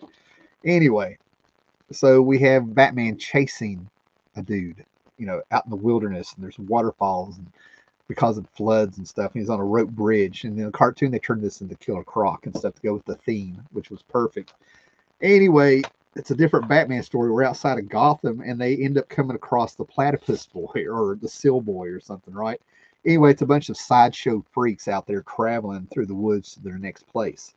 We get the big strong man, and all of a sudden it's like, here we go. But it was just, I could not believe they did this. We got the Seal Boy and the fat lady, if you will, and your sideshow freaks back in this different era. But one of my friends, like I said, Rod Boyd, he owned a comic book shop near us. It was the first one we ever had in around '94, where he opened my eyes to the story. I'd seen this story, and then amazingly, I found out not long after that they broadcast on Fox, probably in reruns, the adaptation of this. And all of a sudden, I saw the absolute genius of this story that's going on here. And this was his favorite story. So, yeah, anything by these guys, I would just recommend you get a hold of and stuff, especially in these Treasury editions if you can get it, if not the original comics. Another one I would kind of recommend is The Death of the Earth 2 Batman from 1979, featuring the Justice Society, Death of the Batman. And then, like I said, in the 80s, let's put this to the side. And like I said, going back to the 80s a little bit, this I didn't know where to put this in the stack. But Grant Morrison had come up to America. I had dodged Grant Morrison books, like Animal Man and stuff, because I felt like they were just bringing over another British guy to be another Alan Moore. You know what I mean? I was like, oh, he's going to be weird. He's going to take a character and revamp him. There was a formula. And then all of a sudden, this one shot comes out, and the art by Dave McKean out there is so expressive and different than anything out there. It's yeah, at the time you could only compare it to Dave Sienkiewicz stuff here in America at the time. But all of a sudden, it's the story where Grant Morrison has the inmates take over Arkham Asylum, and he more or less turns the subtext, again, that word, I feel like I've said that 50 times. The subtext of this story is that Batman is Alice going into Wonderland. We see the Mad Hatter, we see Tweedledum and Tweedledee to set the mood, and we just go on down, into, we go into the whole, through the looking glass, if you will, with him. Very lucky with my brother to have found this at a comic book shop, I think about a year or two ago. My brother and I both found this. Somebody had passed away, and their brother had brought in his comic book collection to Mountain Empire Comics. And when we got there was 2 copies of the original hardback and stuff, right? So a lot of people like that. I don't think it's one of the greatest Batman stories, but it's definitely the most interesting in tone and stuff. Before I get to the last New Adam stuff, and then Tales of Batman, the J.H. Williams issues, right? There's a lot of Grant Morrison in here. Now, when Grant Morrison did his Batman run, I read the interview where he said he went back and he read everything Batman he could. And he did this fantastic story of the Black Glove. Oh, this is so nice. Yeah. Paul Dini, Grant Morrison, Doug Moench, J.H. Williams. So all of these stories are actually really well done, right? But the one I'm going to focus on here, yeah, let's go to 375.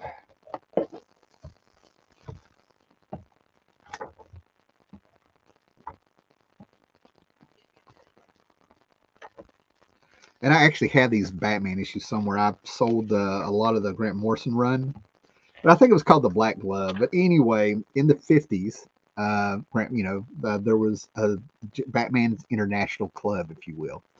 And they had a Mexican version of Batman, an English version of Batman. And basically what they did is Grant Morrison did the style to where this was sort of like an Agatha Christie novel. They're all invited to this island, the island of Mr. Mayhew. And they all get together, and it turns out Batman has been funding Batmen from around the world, Knight and Squire, all these Batmen from the 50s, and he took this Silver Age concept, and pre-Silver Age, actually, more like an atomic age of the 50s concept of all these different Batmen, and he made it work, and the Black Glove was killing some of these Batmen. And we get flashbacks to what would be the Silver Age, with the little dots of Knight and Squire and everything, right?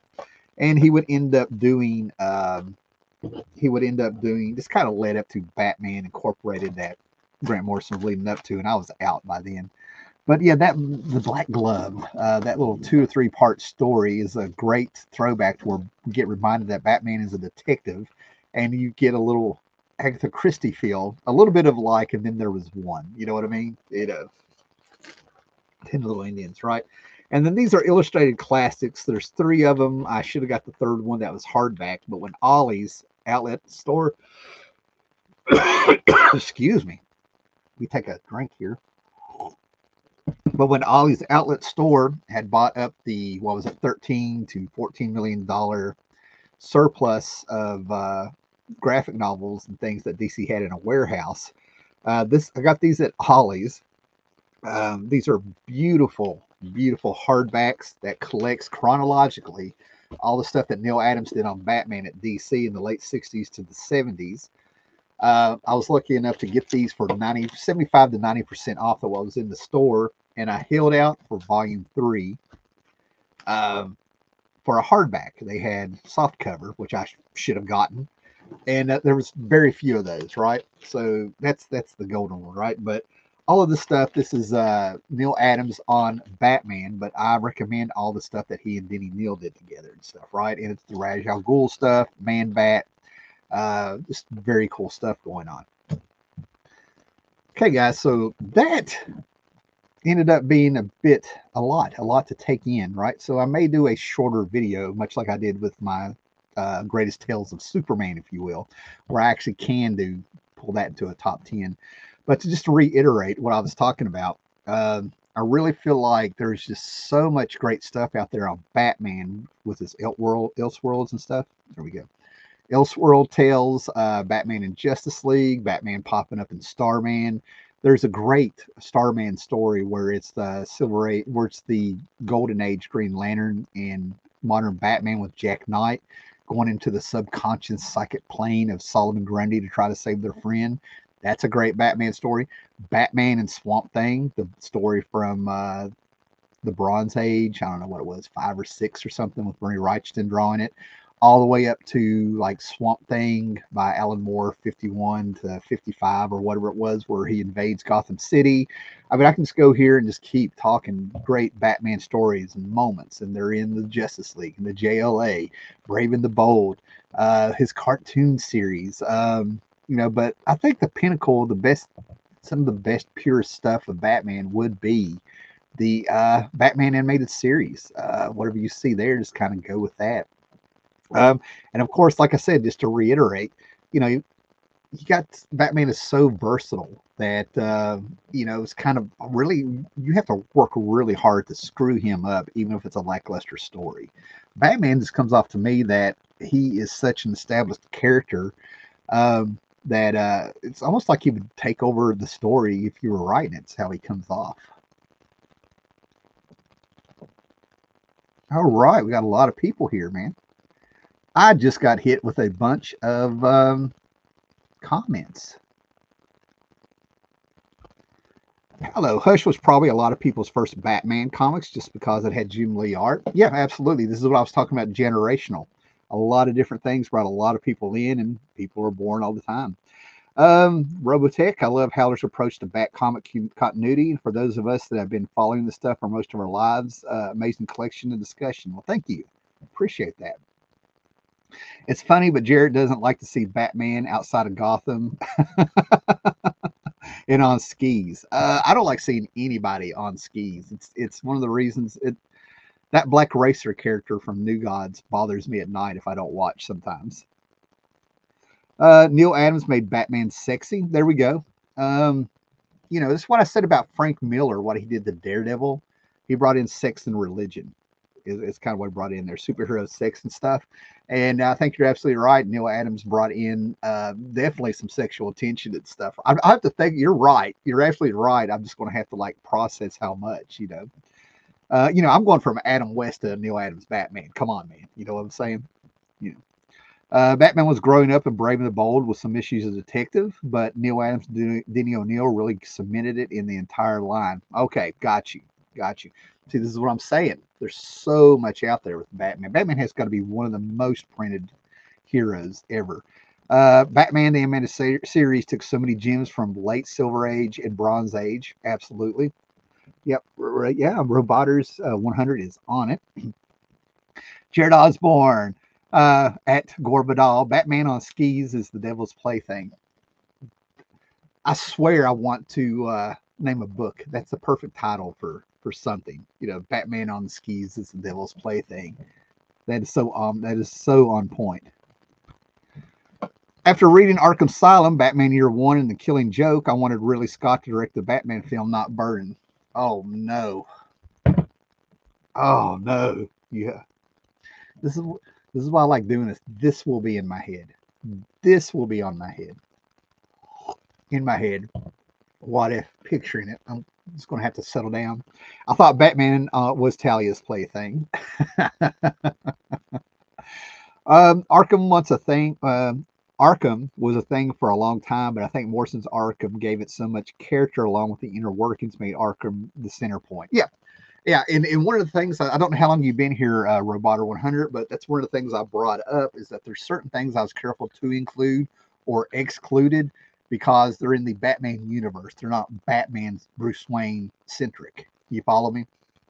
So yeah, absolutely. I can see Arkham being the character in there. That's noir. That's some gothic noir stuff there. Yeah, I can see that. I love these comments, guys. These are spot on. These are fantastic comments on target with what we're talking about. Howard Chaykin wrote a Batman story set in the 30s where he and the Nasties are planning an allegiance with the. So I've had that. I have that in the box over there, and I left it out on purpose. I just did. It's some heavy stuff, man. Bruce is the perfect wasp, and Alfred hates communists and agitators. Yeah, it's over. I have that over there. I've got several of those Elseworlds one shots and stuff over there. Yeah, Chaykin, man, you got to watch Chaykin, man. I keep trying to warn people that really get into his stuff. Charleston 66 is a huge Chaykin fan. He's the only guy I think really knows what he's getting into with an unknown Howard Chaykin moment. And I'm sure people here too, don't get me wrong, it's just the discussions I've had. But Chaykin does not like superheroes. I mean, he does not like them, which has surprised me with how good the Thrill Killer is. I don't know what that means. Grow North Node Juno. Okay. Not sure what that is. So, guys, this was a fantastic show for me because I had a fantastic time. Sorry we started so late. Like I've said before, not to hark on or something like an old man, I had surgery last week and it caught up with me the last 2 days really bad. So I was glad to get this done. And like I said, if you haven't took the poll, hopefully I'm going to do something with it. Go to my page, look at the community section stuff. I posted a poll of what comic from the 80s had the biggest impact. Some great comments in there. I have no idea when it ends. I don't know when the poll ends because it doesn't let me adjust the settings. It just gives me the offer to delete. So go for it. And if I feel better the next few days here, I may screenshot it and we'll do a little something with that. If not, I may just keep doing polls because they seem to be really. I like how they work. I like that extra little part of YouTube. It's very interesting for me to see the mindset of some of the people that watch this channel. We got one more, yeah. Batman Gotham by Gaslight facsimile is on final order, cut off on Monday. I showed 3 or 4 copies that I have of Gotham by Gaslight. They're doing it, so yeah, order it, pre-order this one if you don't have one. To me, that's for convenience. Around here, I find them in dollar boxes when they pop up. But man, that nice shiny paper, mine kind of smell funny. I'm getting old, so yeah.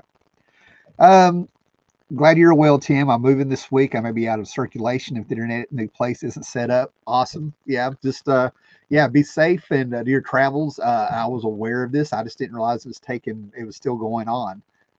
So yeah, moving is horrible. I feel for you. Especially with our collections, you know what I'm saying? And yeah, I don't know what this is. Okay. So anyway, guys, like, subscribe, share. Thanks for everybody that's popped up. Y'all have a great day. And yeah, be excellent to each other. Later.